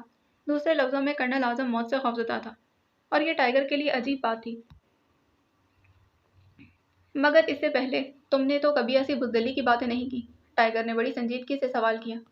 اس میں بزدلی کی کیا بات ہے؟ جان ہر ایک کو پیاری ہوتی ہے۔ ہم کوئی قربانی کے بکرے تھوڑی ہیں کہ اپنے سے 5 گنا طاقتور دشمن کے سامنے آ جائیں اور وہ ہمیں بھیڑ بکریوں کی طرح ذبح کر دے، کرنل اعظم نے جواب دیا۔ لیکن اس سے پہلے ایک جنگ تم اس دشمن کے خلاف لڑ چکے ہو، اور تم اور تمہارے ساتھیوں نے اپنے سے 5 گنا دشمن کے چھکے چھڑا دیے تھے، ٹائیگر نے دلیل دی تھی۔ نہ جانے وہ کیسے دن تھے، شاید ہم پاگل تھے، ہمیں غلط گائیڈ کیا گیا تھا، ایک غلط جذبہ ہمیں پیدا کر کے ہمیں دشمن سے لڑایا گیا تھا۔ بہرحال اب میرا تو جی چاہتا ہے کہ فوج کی نوکری چھوڑ کر پنساری کی دکان کھولوں، ٹائیگر نے غصیلے لہجے میں اس کا فکرہ کاٹ کر کہا تھا، اور کرنل اعظم محجوب سا ہو گیا۔ تمہارے اندر جذبہ پیدا کب ہوا ہے کہ تم دشمن کے سامنے حقیر؟ ٹائیگر نے پوچھا تھا۔ چند دن پہلے تو ایسی کوئی بات نہیں تھی، ہم نے کبھی اس پہلو پر سوچا ہی نہیں تھا، مگر اب پوری چھاؤنی اسی پہلو پر سوچ رہی ہے، کرنل اعظم نے جواب دیا تھا۔ اگر میں یہ کہوں کہ تمہاری یہ سوچ غلط ہے تو تمہارا کیا جواب ہوگا؟ ٹائیگر نے سوال کیا۔ میں یہ کہوں گا کہ تم غلط سوچ رہے ہو، کرنل اعظم نے بغیر جھجک کے جواب دیا تھا۔ چھاؤنی میں ہونے والا کوئی خاص واقعہ جو اس مسئلے پر روشنی ڈال سکے؟ ٹائیگر نے سوال کیا تھا۔ کرنل اعظم کرنل اعظم لمحوں تک سوچتا رہا، پھر اس نے واٹر کلیننگ پلانٹ کا واقعہ اسے بتا دیا تھا۔ ٹائیگر یہ واقعہ سن کر اچھل پڑا۔ کرنل اعظم، میں تمہیں ایک مشورہ دوں؟ آج سے تم پانی ابال کر پینا۔ میرا اندازہ ہے کہ پانی میں کچھ ایسا ملایا گیا ہے جس کے یہ نتائج تم سب پر مرتب ہو چکے ہیں۔ ٹائیگر نے جواب دیا، نہیں، پانی تو بالکل ٹھیک ہے۔ کسی خدشے کے تحت پانی کا تجزیہ کیا گیا مگر اس میں کسی چیز کی ملاوٹ نہیں پائی گئی۔ کرنل اعظم نے جواب دیا، ٹھیک ہے، تم ایسا کرو کہ پانی کی ایک بوتل مجھے لا کر دو، میں اپنے طور پر اس کی کیمیائی تجزیہ کرواؤں گا۔ ٹائیگر نے بڑی سنجیدگی سے کہا، چھوڑو دوست، کس چکر میں پڑ گئے ہو؟ مجھے کوئی بیماری تو نہیں لگ گئی کہ پانی میں اس کے جراثیم ہوں گے؟ کرنل اعظم نے بات ٹالتے ہوئے کہا، نہیں، تم مجھے پانی کی ایک بوتل لا کر دو۔ ٹائیگر نے اپنی بات پر زور دیتے کہا، اچھا، اگر تم بضد ہو تو میں لا دیتا ہوں۔ کرنل اعظم نے اٹھتے ہوئے کہا، اور پھر چند لمحے بعد کرنل اعظم اندر سے پانی کی ایک بوتل لے آئے تھے۔ یہ لو اور اپنے تجزیے کے نتائج سے مجھے بھی آگاہ کرنا۔ کرنل اعظم نے ہنستے ہوئے کہا، جیسے وہ ٹائیگر کا مذاق اڑا رہا ہو۔ اچھا، مجھے اجازت دیجیے، میں پھر حاضر ہوں گا۔ ٹائیگر نے پانی کی بوتل اٹھاتے ہوئے کہا، اوکے، خدا حافظ۔ کرنل اعظم نے کہا، اور پھر ٹائیگر بوتل ہاتھ میں پکڑے ان کے کاٹیج سے باہر آ گیا تھا۔ اس نے پانی کی بوتل اپنے موٹر سائیکل کے پیچھے لٹکے ہوئے تھیلے میں ڈالی اور پھر موٹر سائیکل لے کر سیدھا شہر کی طرف چل پڑا تھا۔ شہر میں داخل ہوتے ہی اسے اچانک ڈاکٹر کے چپڑاسی کا خیال آیا تھا، چنانچہ اس نے موٹر سائیکل کا رخ سرکولر روڈ کی جانب کر دیا تھا۔ جلد وہ ڈاکٹر خالد رشید کے مکتب کے قریب پہنچ گیا تھا۔ اس نے موٹر سائیکل سٹینڈ کی اور پھر دکان کے اندر داخل ہو گیا۔ سامنے ہی چپڑاسی اسٹول پر بیٹھا ہوا تھا۔ ٹائیگر کو اندر داخل ہوتے دیکھ کر اٹھ کھڑا ہوا۔ ڈاکٹر صاحب ہیں؟ ٹائیگر نے پوچھا۔ نہیں، وہ آج صبح سے مطلب ہی نہیں آئے، چپڑاسی نے کہا تھا۔ تم نے مطلب کی کوئی بات سنی؟ ٹائیگر نے اس سے پوچھا۔ اور پہلے تو چپڑاسی اسے خوشامدی دانت نکالنے لگا اور پھر ٹائیگر کے چہرے پر سختی کے آثار دیکھ کر سنجیدہ ہو گیا۔ جناب، کل ڈاکٹر صاحب کسی کو فون کر رہے تھے۔ اس سے ایک بات میرے خیال میں آپ کے مطلب کی ہو سکتی۔ چپڑاسی اب کافی ہوشیار ہو چکا تھا۔ بتلاؤ، مگر ذرا جلدی کرو، میرے پاس وقت بہت کم ہے۔ ٹائیگر نے سرد لہجے میں کہا، ڈاکٹر صاحب کہہ رہے تھے کہ کل دارالحکومت پر تجربہ کرنا شدید ترین خوف کا تجربہ، اور اس سلسلے میں ڈاکٹر صاحب واٹر سپلائی ٹینک کے متعلق بھی بات کر رہے تھے۔ چپڑاسی نے اسے بتلایا تھا۔ ٹائیگر اس کی اصطلاح پر چونک پڑا۔ چند لمحوں تک تو وہ سوچتا رہا کہ اس نے بتلایا، وہ کسی کو کہہ رہے تھے کہ یا تو کسی کے جواب میں گفتگو کر رہے تھے؟ نہیں جناب، کسی کے جواب میں بات کر رہے تھے، کوئی باس ہے، اسے گفتگو کر رہے تھے، چپڑاسی نے جواب دیا۔ اور کچھ؟ ٹائیگر نے پوچھا تھا۔ جی نہیں، اور تو ایسی کوئی بات نہیں، بس ایک یہی بات ہے جس کا تعلق اس دکان سے نہیں تھا۔ ڈاکٹر صاحب کی رہائش کہاں ہے؟ ٹائیگر نے سوال کیا تھا۔ مجھے علم نہیں، اور نہ ہی ڈاکٹر صاحب نے کبھی بتلایا، چپڑاسی نے جواب دیا تھا۔ ٹائیگر چند لمحے سوچتا رہا اور اس نے پھر جیب میں ہاتھ ڈال کر چند نوٹ نکالے اور چپڑاسی کے ہاتھ میں تھما کر دکان سے باہر نکل آیا تھا۔ وہ جلد از جلد رپورٹ عمران کو پہنچانا چاہتا تھا۔ اعلیٰ حکام کی ہنگامی میٹنگ ایوان صدر میں جاری تھی۔ عمران بھی بطور ایکسٹرو میٹنگ میں شامل تھا۔ صدر مملکت خود اس میٹنگ کی صدارت کر رہے تھے۔ میٹنگ میں آج کے بحران پر گرما گرم بحث جاری تھی۔ اس میٹنگ میں ملک کے سرکردہ سائنسدان بھی شامل تھے اور ملک کا سب سے بڑا سائیکالوجسٹ ڈاکٹر انور بھی اس میٹنگ میں شامل تھا، لیکن کوئی شخص کسی نتیجے پر نہیں پہنچ پا رہا تھا۔ اصل مسئلہ ہی ان کی سمجھ سے باہر تھا۔ وزیر دفاع نے چھاؤنی میں واٹر کلیننگ پلانٹ میں ہونے والے واقعے سے بھی باقی ممبران کو آگاہ کر دیا تھا، اور اس کے ساتھ ہی یہ بتلا دیا کہ واقعے کے ہوتے ہی پانی کی سپلائی روک دی گئی تھی، اور پھر پانی کا ملٹری لیبارٹری میں اچھی طرح تجزیہ کیا گیا مگر کسی بھی چیز کا سراغ ہاتھ نہیں لگا تھا۔ پانی تو بالکل صاف تھا، اس میں کسی قسم کے جراثیم وغیرہ نہیں پائے گئے۔ چنانچہ باقاعدہ طور پر رپورٹ ملنے پر پانی کی سپلائی دوبارہ جاری کر دی گئی، لیکن پانی کے سپلائی ہونے کے 1 گھنٹے بعد چھاؤنی میں بھی حالت خراب ہو چکی تھی۔ فوجیوں نے اسلحہ ہاتھ میں لینے سے انکار کر دیا تھا۔ اسلحے کو دیکھتے ہی خوف سے ان کے پسینے چھوٹنے لگے۔ صرف ایک دن میں کمانڈر کے پاس ہزاروں آفیسرز اور سپاہیوں کے استعفے پہنچ گئے تھے۔ وہ سب لوگ فوج کی نوکری چھوڑنا چاہتے تھے۔ چنانچہ یہی وجہ تھی کہ شہر میں زبردست بحران کے باوجود فوج کو طلب نہیں کیا گیا تھا، کیونکہ فوجیوں کی اپنی حالت شہریوں سے کم نہیں تھی۔ آخر ہم کیا کریں؟ اس تمام واقعے کی کوئی نہ کوئی تو وجہ ہوگی، ضرور ہوگی۔ اگر ہم نے فوری طور پر اس کا ادراک نہ کیا تو پورا ملک تباہ ہو جائے گا۔ صدر مملکت نے جھنجھلا کر جواب دیا۔ تمام ممبران خاموش ہو گئے۔ آخر صدر مملکت نے ایکسٹرو کی طرف دیکھا تھا۔ مگر مسٹر ایکسٹرو، آپ کی کیا رائے ہے؟ صدر مملکت براہ راست ایکسٹرو سے مخاطب ہوئے، جو اب تک خاموش بیٹھا تمام ممبران کی باتیں سن رہا تھا۔ میں ڈاکٹر انور کی رائے سننا چاہتا ہوں۔ ایکسٹرو نے ڈاکٹر انور کی طرف دیکھتے ہوئے کہا، صدر مملکت، ایک طرف فطری جذبہ ہے جو تھوڑا بہت ہر انسان میں پایا جاتا ہے، یہ کوئی ایسی بیماری نہیں جس کسی کے بھی ذریعے سے پیدا کیے جا سکے، یہ ایک فطری امر ہے۔ آج کے بحران اور فوجی چھاؤنی کے متعلق رپورٹ کے بعد اس نتیجے پر پہنچا ہوں کہ یہ پراسرار طریقے پر ہمارے شہریوں اور فوجی نوجوانوں میں خوف کا جذبہ اسی شدت پر پہنچ گیا ہے۔ اس کی وجوہات کیا ہیں؟ یہ نہ ہی سائیکالوجی بتلا سکتی ہے اور نہ ہی میڈیکل سائنس، صرف ایک میرا اندازہ ہے، اور یہ کہ دارالحکومت کی آب و ہوا میں اچانک کوئی ایسی تبدیلی آ گئی ہے یا پیدا کر دی گئی ہے جس کے نتیجے میں یہ حالات سامنے آئے ہیں۔ مگر اس تبدیلی کی کھوج لگانا چند گھنٹوں یا پھر چند دنوں میں ممکن نہیں، اسی لیے باقاعدہ طور پر تحقیقات کی جائے۔ ڈاکٹر انور نے تفصیل سے اپنی رائے بتلائی اور پھر بیٹھ گئے تھے۔ ہو سکتا ہے ڈاکٹر انور کی آب و ہوا میں دانستہ طور پر تبدیلی پیدا کر دی گئی، ایکسٹرو نے سوال کیا تھا۔ نہیں جناب، میرے خیال میں یہ ناممکن، ڈاکٹر انور نے جواب دیا۔ کیوں؟ جب آپ اپنے آپ کو کسی دوسری شخصیت کے روپ میں تبدیل کر سکتے ہیں تو آب و ہوا میں تبدیلی کیوں نہیں ہو سکتی؟ ایکسٹرو نے پراسرار لہجے میں کہا، اور دوسرے لمحے اس نے ریوالور نکال کر ڈاکٹر انور پر تان لیا تھا۔ تمام ممبر حیرت زدہ ہو گئے۔ ڈاکٹر انور بوکھلا کر کھڑا ہو گیا۔ خبردار ڈاکٹر انور، اگر آپ نے معمولی سی بھی حرکت کی تو میرا ریوالور خاموش نہیں رہے گا، ایکسٹرو نے چیتے کی طرح اڑاتے کہا، اور پھر اس کے اشارے پر سیکیورٹی گارڈ نے ڈاکٹر انور کو گھیر لیا تھا۔ کیا بات ہے مسٹر ایکسٹرو، یہ آپ کیا کر رہے ہیں؟ ڈاکٹر انور ہمارے ملک کے نامور اور قابل فخر سائیکالوجسٹ ہیں، صدر مملکت نے بھی حیرت زدہ لہجے میں کہا۔ جی ہاں، میں تسلیم کرتا ہوں، مگر یہ ڈاکٹر انور نہیں ہے، بلکہ ڈاکٹر انور کے روپ میں مجرموں کا آدمی ہے، ایکسٹرو نے جواب دیا تھا، اور اس کے انکشاف پر تمام ممبر حیرت سے اچھل پڑے تھے۔ اس کا میک اپ صاف کیا جائے، ایکسٹرو سیکیورٹی گارڈ کے ایک آفیسر سے کہنے لگا۔ اسی لمحے ڈاکٹر انور کے چہرے پر دشنت کے اظہار نمایاں ہوئے تھے، اور پھر اس کی حالت بدلنے لگی۔ تم لوگ قیامت تک نہیں سمجھ سکتے کہ تمہارے ساتھ کیا حشر ہونے والا ہے، اس نے اٹک اٹک کر کہا۔ ڈاکٹر انور کہاں ہے؟ ایکسٹرو نے اس کے قریب آ کر سخت لہجے میں پوچھا۔ اسے تو میں نے مار دیا ہے اور اس کی لاش گٹر میں بہا دی تھی، اس نے جواب دیا، اور پھر اس کا سر ڈھلک گیا تھا، وہ ختم ہو چکا تھا اور اس کے جسم کا رنگ نیلا پڑ چکا تھا۔ زہریلا کیپسول؟ ایکسٹرو نے بڑبڑاتے ہوئے کہا۔ یہ کیسے مرا؟ صدر مملکت نے ایکسٹرو کو بڑبڑاتے ہوئے دیکھا اور پوچھا۔ اس نے مصنوعی دانت کے خول میں زہریلا کیپسول چھپا رکھا تھا، وہ نگل لیا، ایکسٹرو نے جواب دیا تھا، اور پھر اس کے اشارے پر اس کی لاش سیکیورٹی گارڈ اٹھا کر کمرے سے باہر لے گئے تھے۔ ہر شخص کی حیرت اور تعجب سے آنکھیں پھٹی کی پھٹی رہ گئیں۔ اس کا مطلب ہے کہ یہ بحران باقاعدہ سازش کے تحت پیدا کیا گیا۔ سر رحمان نے سب سے پہلے خاموشی طلسم توڑا تھا۔ جی ہاں سر رحمان، اب آپ صحیح نتیجے پر پہنچے ہیں، یہ دراصل ہمارے ملک کے خلاف ایک بھیانک سازش ہے۔ دشمن ایک مرتبہ پھر ایک نئے روپ میں سامنے آئے ہیں، جس نے نہ تو ہنگامے کرائے ہیں اور نہ ہی اقتصادی بحران پیدا کیا ہے۔ اس دفعہ دشمن نفسیاتی جنگ لڑ رہا ہے، اور آپ دیکھیں کہ اب تک بے حد کامیاب بھی رہا ہے۔ ہمارے بہادر فوجی اور ہمارے دلیر عوام خوفزدہ اور بزدل ہو چکے ہیں۔ میرے خیال میں تو یہ سب کچھ ابھی تجرباتی پیمانے پر ہی چل رہا ہے۔ اب مجرموں کا نیا قدم پورے ملک اور پوری افواج پر حملہ ہوگا، نفسیاتی حملہ، اور ہمارا یہ حال ہے کہ ہمارے سائنسدان اور ڈاکٹر بھی اس کی وجہ نہیں سمجھ پا رہے کہ یہ نفسیاتی بحران کیسے پیدا ہوا۔ اب میں آپ کو بتلاتا ہوں کہ دشمن کے کسی ذہین سائنسدان نے ایک ایسی دو ایجاد کر لی ہیں جو انسانوں کے فطری جذبات میں شدت پیدا کر دیتی ہیں۔ اس دوا سے اسے یقیناً نفسیاتی دنیا میں ایک تہلکہ مچا دینے والی ایجاد کہا جا سکتا ہے۔ دشمنوں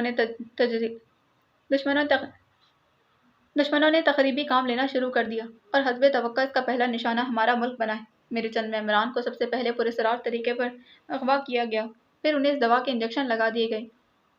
مقصد صرف یہ تھا کہ سیکرٹ سروس آڑے نہ آ جائے۔ نتیجے میں سیکرٹ سروس کے چند ممبران اس پراسرار بیماری میں مبتلا ہو گئے۔ میرے سیکرٹ سروس کا ایک دلیر رکن اتنا بزدل ہو گیا ہے کہ چھپکلی سے بھی خوف کھانے لگا ہے۔ پھر اس کا دوسرا تجربہ فوجی چھاؤنی پر کیا گیا، اور اب اس کا تجربہ پورے دارالحکومت پر کیا گیا ہے۔ اگر مجرم فوری طور پر پکڑے نہ گئے تو ان کا آئندہ اقدام کیا ہوگا، اس کا اندازہ تو آپ بہتر طور پر لگا سکتے ہیں۔ ایکسٹرو نے پوری تقریر کر ڈالی تھی۔ مجرم کہاں ہیں اور اس بیماری کا سدباب کیسے کیا جا سکتا ہے، یہ مسائل تو ہنوز تشنہ۔ سر سلطان نے جواب دیا تھا۔ اتفاقی طور پر مجھے اس وبا کا علاج معلوم ہو گیا ہے، نتیجے میں میرے ممبر ٹھیک ہو گئے۔ ایکسٹرو نے پراسرار انداز میں انکشاف کیا تھا، اور اس کے انکشاف نے تمام لوگوں کو چونکا دیا تھا، جیسے ان کے سروں پر ایٹم بم گرا۔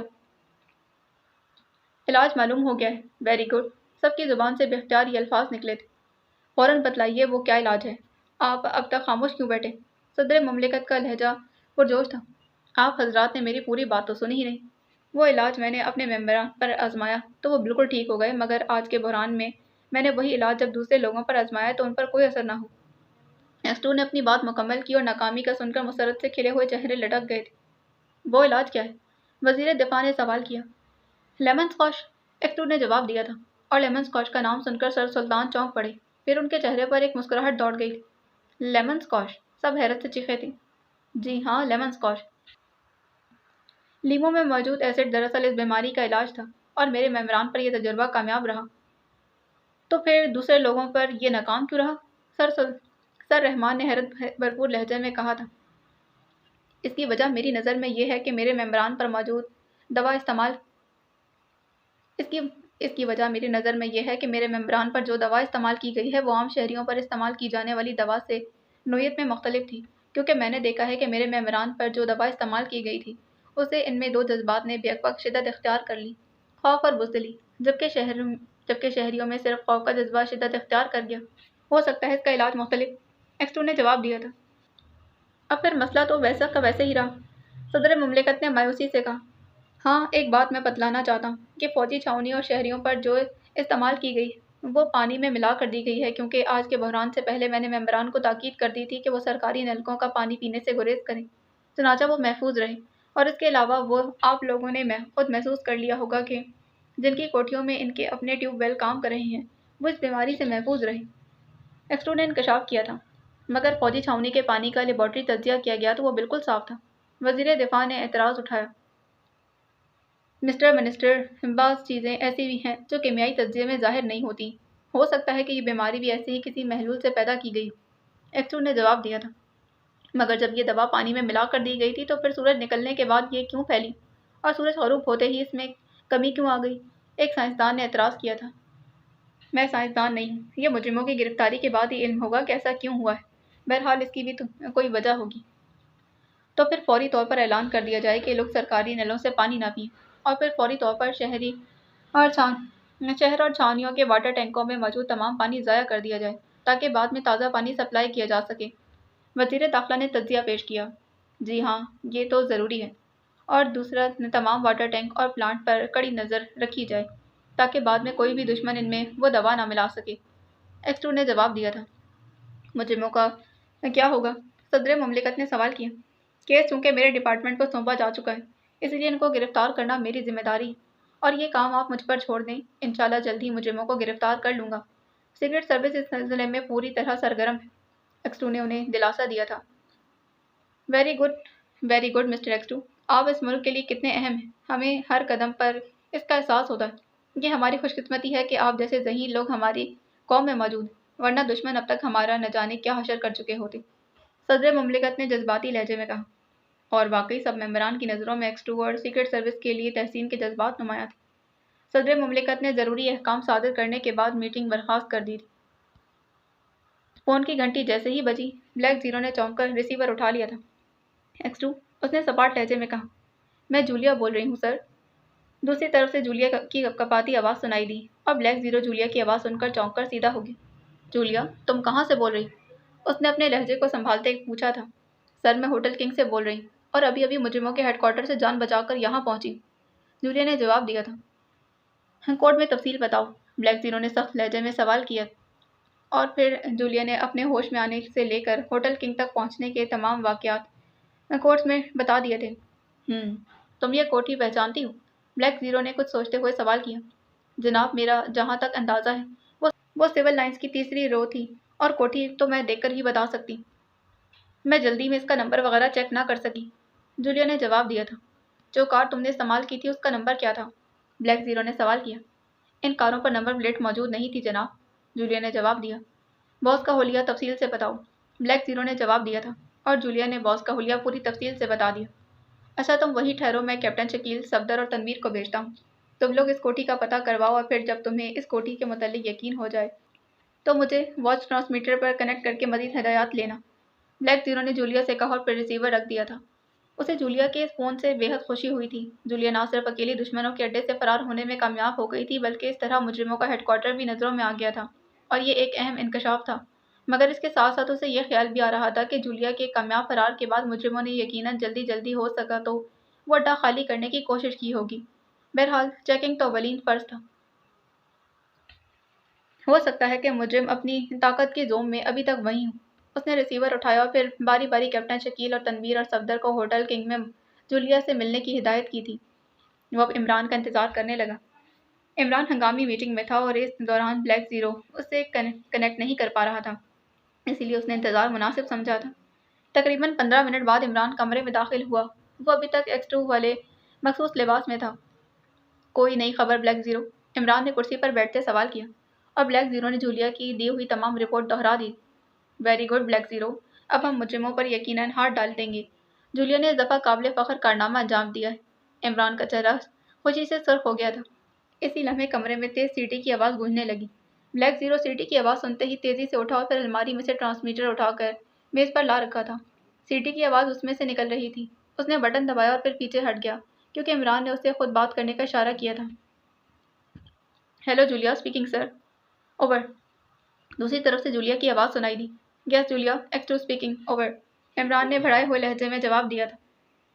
سر، ہم نے مطلوبہ کوٹھی ڈھونڈ لی ہے۔ یہ سول لائنز کی تیسری رو میں چوتھی کوٹھی ہے۔ اس کا نمبر 126 ہے۔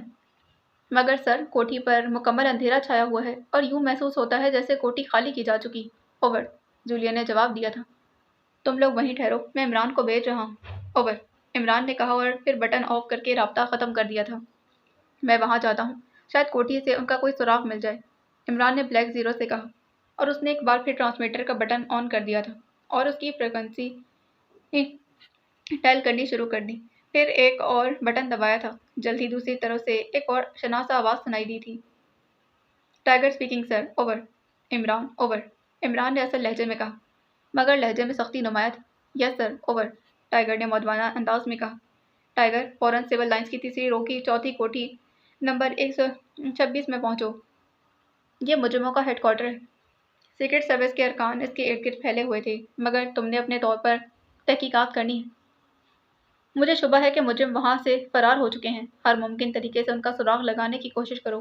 مجھ سے کسی بھی وقت واچ ٹرانسمیٹر پر بات کر سکتے ہو۔ اوور، عمران نے احکامات دیے اور پھر بٹن دبا دیا تھا۔ اسے الماری میں رکھ دیا، عمران نے بلیک زیرو سے کہا، اور پھر خود ڈریسنگ روم میں لباس تبدیل کرنے چلا گیا۔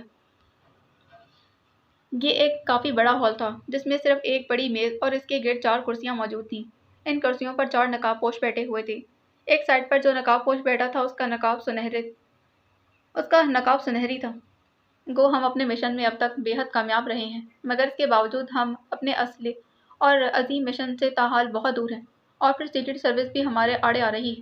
سیکرٹ سروس کی ایک لیڈی رکن جسے اغوا کر کے ہیڈ کوارٹر لایا گیا تھا، نمبر 2 کو قتل کر کے فرار ہونے میں کامیاب ہو گئی، جس کے نتیجے میں ہمیں فوری طور پر ہیڈ کوارٹر تبدیل کرنا پڑا ہے اور اس ہیڈ کوارٹر میں موجود تمام سائنسی نظام تباہ کرنا پڑا۔ دوسرا نمبر 3 جو ڈاکٹر انور کے روپ میں اعلیٰ حکام کی ہنگامی میٹنگ میں شامل تھا، وہی میٹنگ بس ختم کر، اور اس طرح ہم اس اہم میٹنگ کی کارروائی معلوم کرنے سے محروم رہ گئے، بلکہ ہمارا ایک ذہین کارکن بھی ختم ہو گیا۔ پھر اس میٹنگ کے بعد سرکاری طور پر اعلان کیا گیا کہ سرکاری نلوں کا پانی استعمال نہ کیا جائے، اور اس کے ساتھ ہی مجھے رپورٹ ملی کہ اسٹاک میں موجود تمام پانی ضائع کر دیا گیا ہے اور اسٹور صاف کر کے نیا پانی اب استعمال میں لایا جا رہا ہے۔ دوسرا، اب چھاؤنی کے واٹر پلانٹ اور شہر کے واٹر سپلائی پلانٹس پر کڑی نگرانی کی جا رہی ہے۔ ان اقدامات سے صاف ظاہر ہوتا ہے کہ وہ لوگ ہمارے زیادہ قریب آتے جا رہے ہیں، ورنہ انہیں قطعی یہ معلوم نہ ہو سکتا کہ یہ وبا کس ذریعے سے پھیلی ہے۔ اس کے علاوہ مجھے رپورٹ ملی ہے کہ عمران اور سیکرٹ سروس کے دیگر رکن جنہیں انجیکشن لگائے گئے تھے اب بالکل ٹھیک ٹھاک ہیں، اور سابقہ ہیڈ کوارٹر کے گرد انہیں دیکھا گیا ہے۔ ان میں وہ لڑکی جولیا بھی شامل تھی۔ باس نے تفصیل سے تمام حالات سنائے۔ حیرت ہے باس، وہ لوگ کس طرح صحیح ہو گئے جبکہ انہیں تو 400 طاقت کے انجیکشن لگائے تھے۔ ان کے ٹھیک ہونے کا تو سوال ہی پیدا نہیں ہوتا، ایک ممبر نے حیرت سے بھرپور لہجے میں کہا۔ اس بات پر تو میں خود بھی حیران ہوں کہ انہوں نے اس کا علاج کیسے ڈھونڈ لیا، اور اگر ڈھونڈ بھی لیا تو پھر عام شہریوں پر اس علاج کو کیوں نہیں آزمایا گیا، اور معاملہ صرف پانی پینے تک ہی کیوں محدود رکھا گیا؟ باس نے جواب دیا تھا، وہ اس کا علاج قیامت تک معلوم نہ کر سکتے۔ ہمارے ملک کے سائنسدان جنہوں نے ایک عجیب و غریب دوا کو ایجاد کیا ہے، وہ سالوں کی تحقیقات کے بعد اس کا توڑ نہیں کر سکے، تو کس طرح چند گھنٹوں میں اس کا علاج ڈھونڈ لیا گیا؟ ایک اور ممبر نے کہا۔ بہرحال جو کچھ بھی ہے وہ ممبر اور عمران اب بالکل ٹھیک ہے، باس نے فکر مند لہجے میں جواب دیا۔ تو پھر آپ نے کیا فیصلہ کیا؟ ایک ممبر نے باس سے پوچھا۔ میں نے بے حد غور و فکر کے بعد یہ فیصلہ کیا ہے کہ ہمیں فوراً اپنا عظیم مشن پورا کرنے کے لیے کارروائی شروع کر دینی چاہیے۔ کہیں ایسا نہ ہو کہ ہمارا مشن مکمل ہونے سے پہلے ہی سیکرٹ سروس ہمارے راستے پر لگ جائے، باس نے جواب دیا تھا۔ مگر باس اس عظیم مشن کو شروع کرنے کا ابھی مناسب وقت نہیں آیا۔ چیف ہیڈ کوارٹر کی ہدایات کے مطابق ہمیں ان چھوٹے چھوٹے تجربات کے بعد ان سے ہدایات لینی تھی، پھر یہ مشن شروع کرنا تھا۔ ایک ممبر نے کہا، ہاں تم ٹھیک کہتے ہو، مگر میں نے یہ کب کہا کہ میں ابھی مشن شروع کرنا چاہتا ہوں؟ میں نے بھی تو یہی کہا ہے کہ ہمیں مشن کے پورا کرنے کے لیے کارروائی شروع کر دینی چاہیے۔ کارروائی سے میری مراد یہی ہے کہ چیف ہیڈ کوارٹر سے ہدایات لی جائیں اور پھر مرکزی جگہ ڈھونڈ لی جائے جس سے ہم پورے ملک کو فوری طور پر کور کر سکیں، باس نے خوشگوار لہجے میں جواب دیا تھا۔ سر، کیوں نہ ہم فی الحال پوری توجہ سیکرٹ سروس کی سرکوبی پر مرکوز کر دیں؟ سیکرٹ سروس کے خاتمے کے بعد ہم اطمینان سے مناسب وقت پر اپنا مشن پورا کر سکتے ہیں، ایک ممبر نے تجویز پیش کی۔ سیکرٹ سروس کی سرکوبی ہمارے مشن کا ایک اہم حصہ ہے اور اس کے لیے ہم نے سب سے پہلے اس ملک کے خطرناک ترین آدمی پر ہاتھ ڈال کر اسے بے بس کر دیا تھا، اور اس آدمی یعنی کہ عمران کے متعلق ہیڈ کوارٹر کی طرف سے خاص ہدایات بھی تھیں۔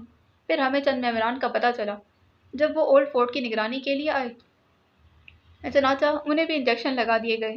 وہ شروع میں نتائج ہمارے حق میں رہے مگر اب حیرت انگیز طور پر وہ ٹھیک ہو چکے ہیں، باس نے جواب دیا تھا۔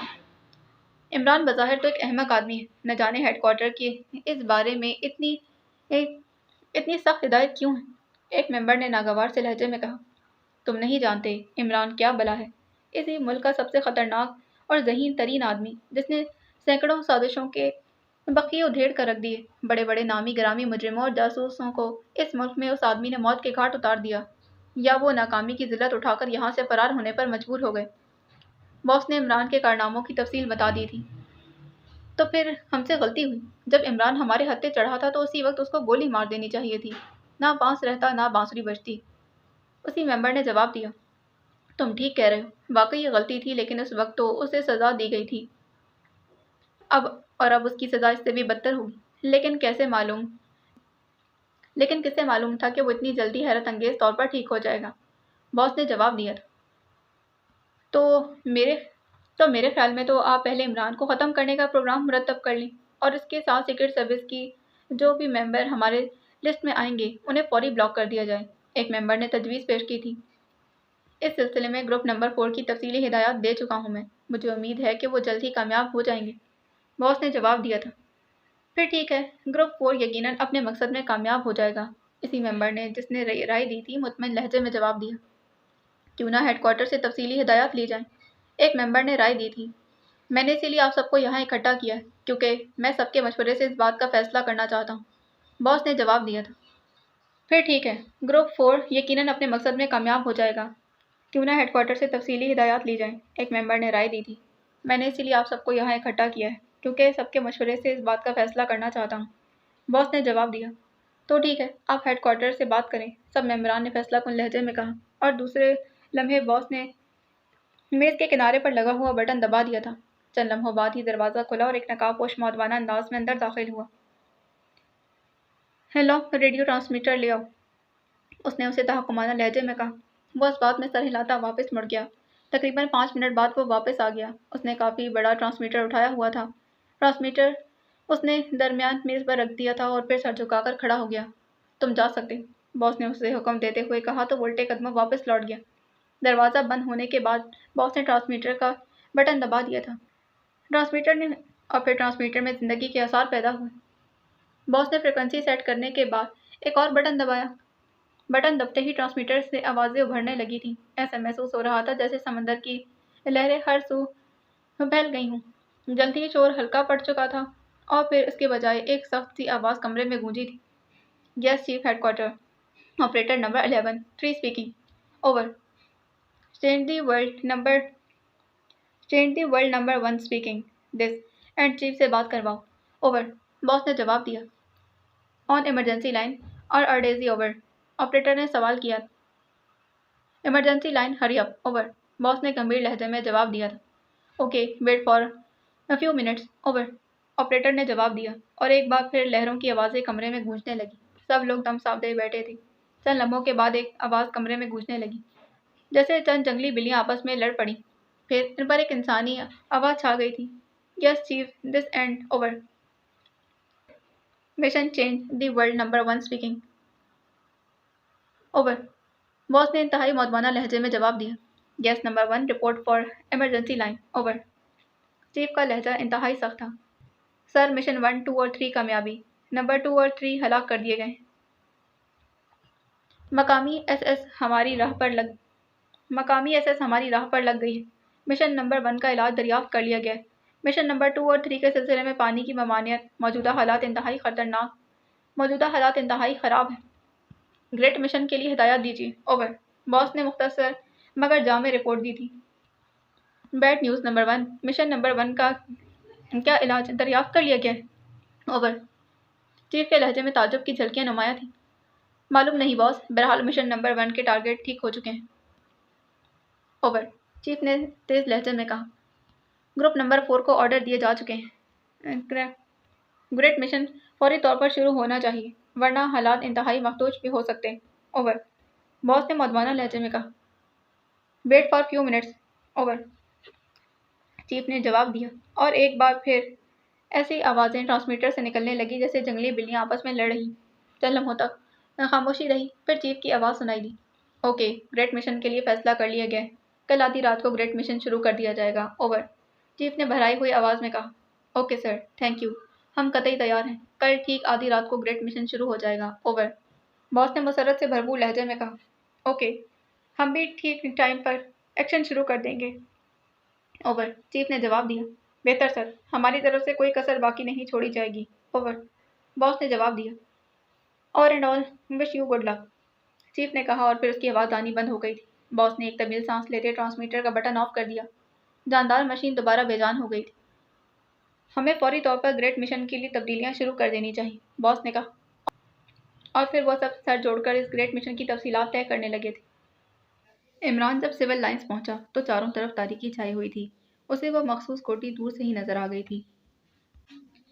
خاصی عالی شان بلڈنگ تھی، لیکن وہ مکمل طور پر اندھیرے میں ڈوبی ہوئی تھی۔ عمران کے قریب پہنچتے ہی ایک درخت کی اوٹ میں ایک سایہ نکل کر اس کی طرف بڑھا تھا۔ عمران صاحب، آپ ہیں؟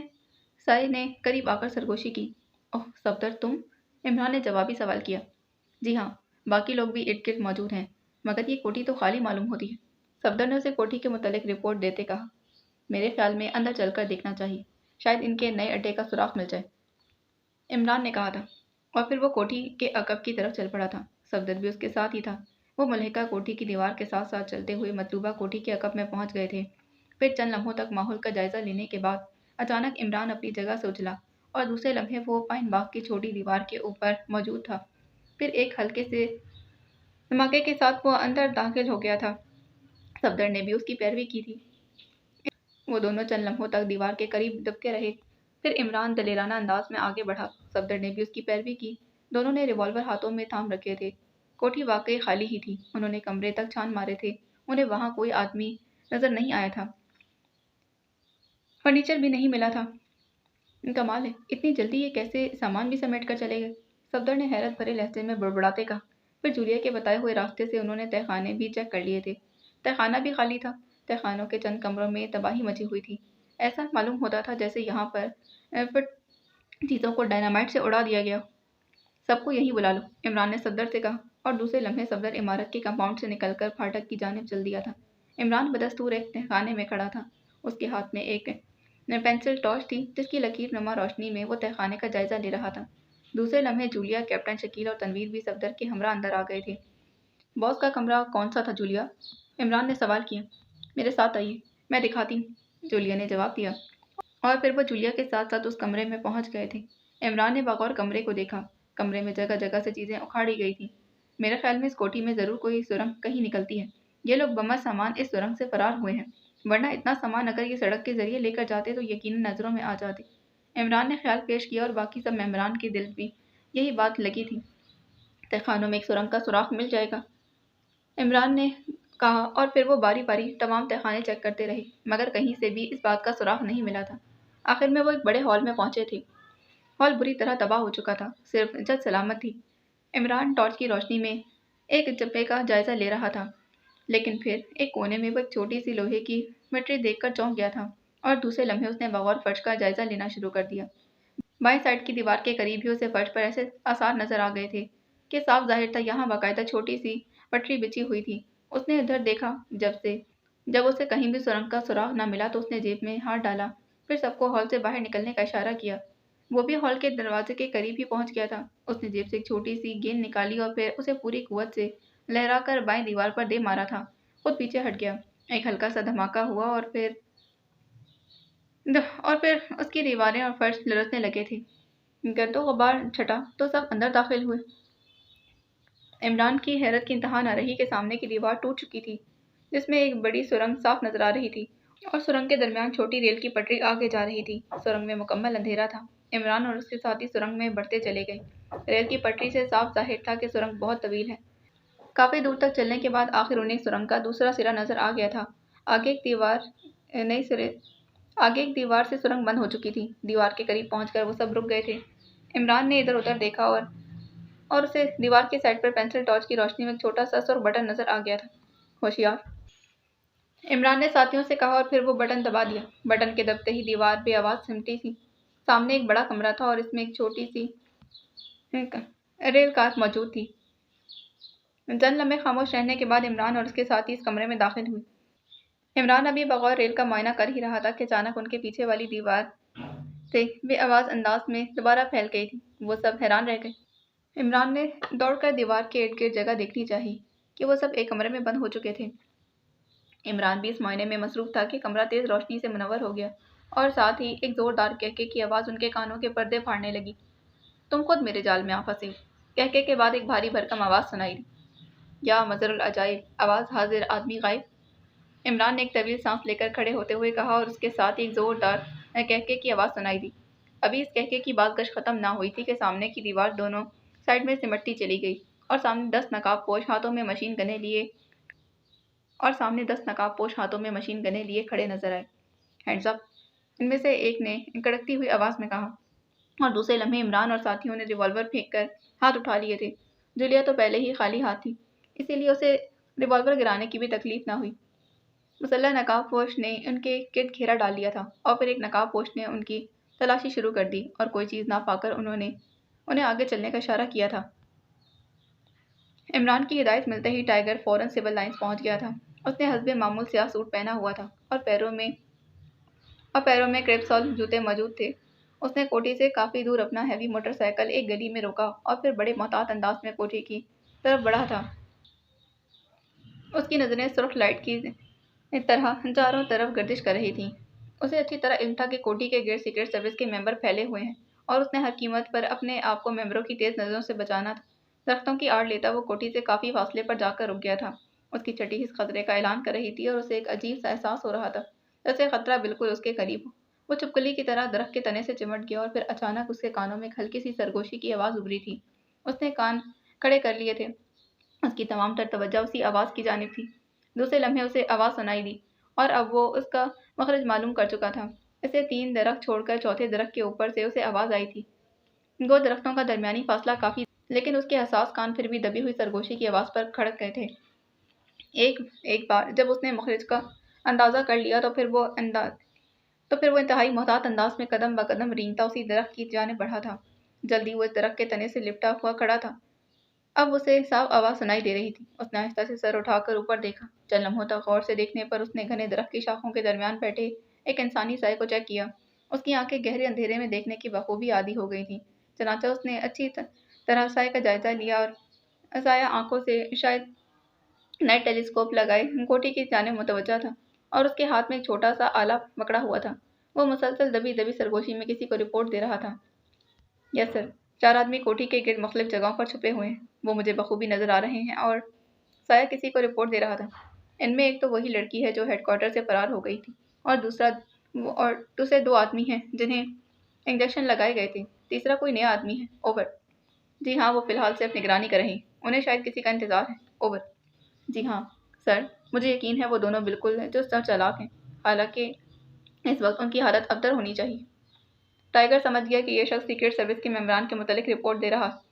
इसी वक्त اسے عمران نظر آ گیا تھا اور پھر اس نے ایک سائے کو عمران کی طرف بڑھتے ہوئے دیکھا، پھر وہ دونوں چلتے ہوئے کوٹھی کے عقب کی جانب چل پڑے تھے۔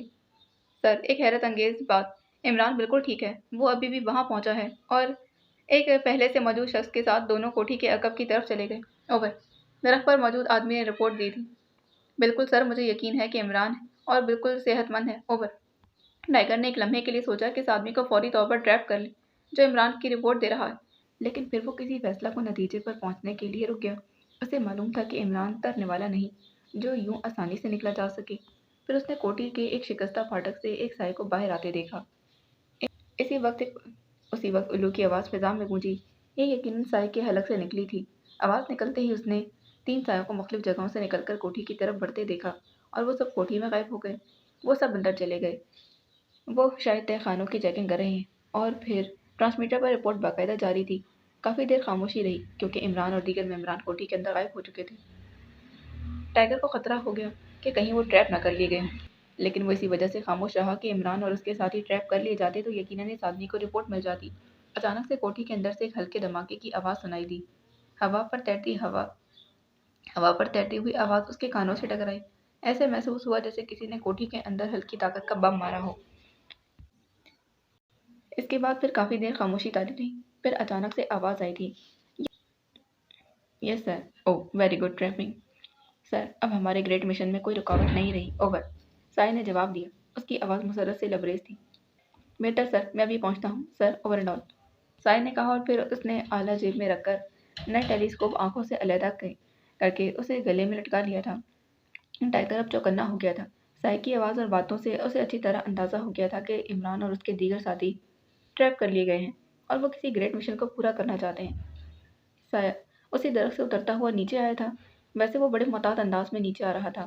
پھر جیسے ہی وہ تنے کے قریب پہنچا اس نے نیچے چھلانگ لگا دی تھی۔ ابھی وہ سنبھلنے بھی نہ پایا کہ جب ٹائیگر نے اچھل کر پوری قوت سے اس کی کمر پر لات رسید کی اور وہ کلا بازیاں کھاتا ادھر دور جا گرا تھا۔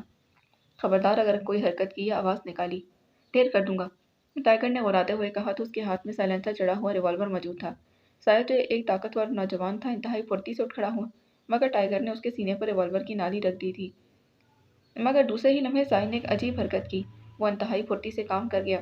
اس نے ایک ہاتھ تو نالی پر رکھ کر اسے نیچے چکا دیا اور اچھل کر ایک بھرپور ٹکر ٹائیگر کی ناک پر دے ماری۔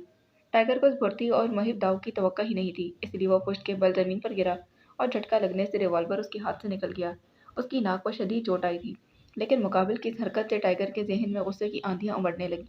گوشت کی ناک پر شدید چوٹ آئی تھی، مگر وہ دوسرے لمحے زخمی سانپ کی طرح بل کھاتا اٹھا تھا اور نوجوان جو اسے فلائنگ کک لگانا چاہتا تھا نشانہ چوکنے کی وجہ سے زمین پر گر گیا۔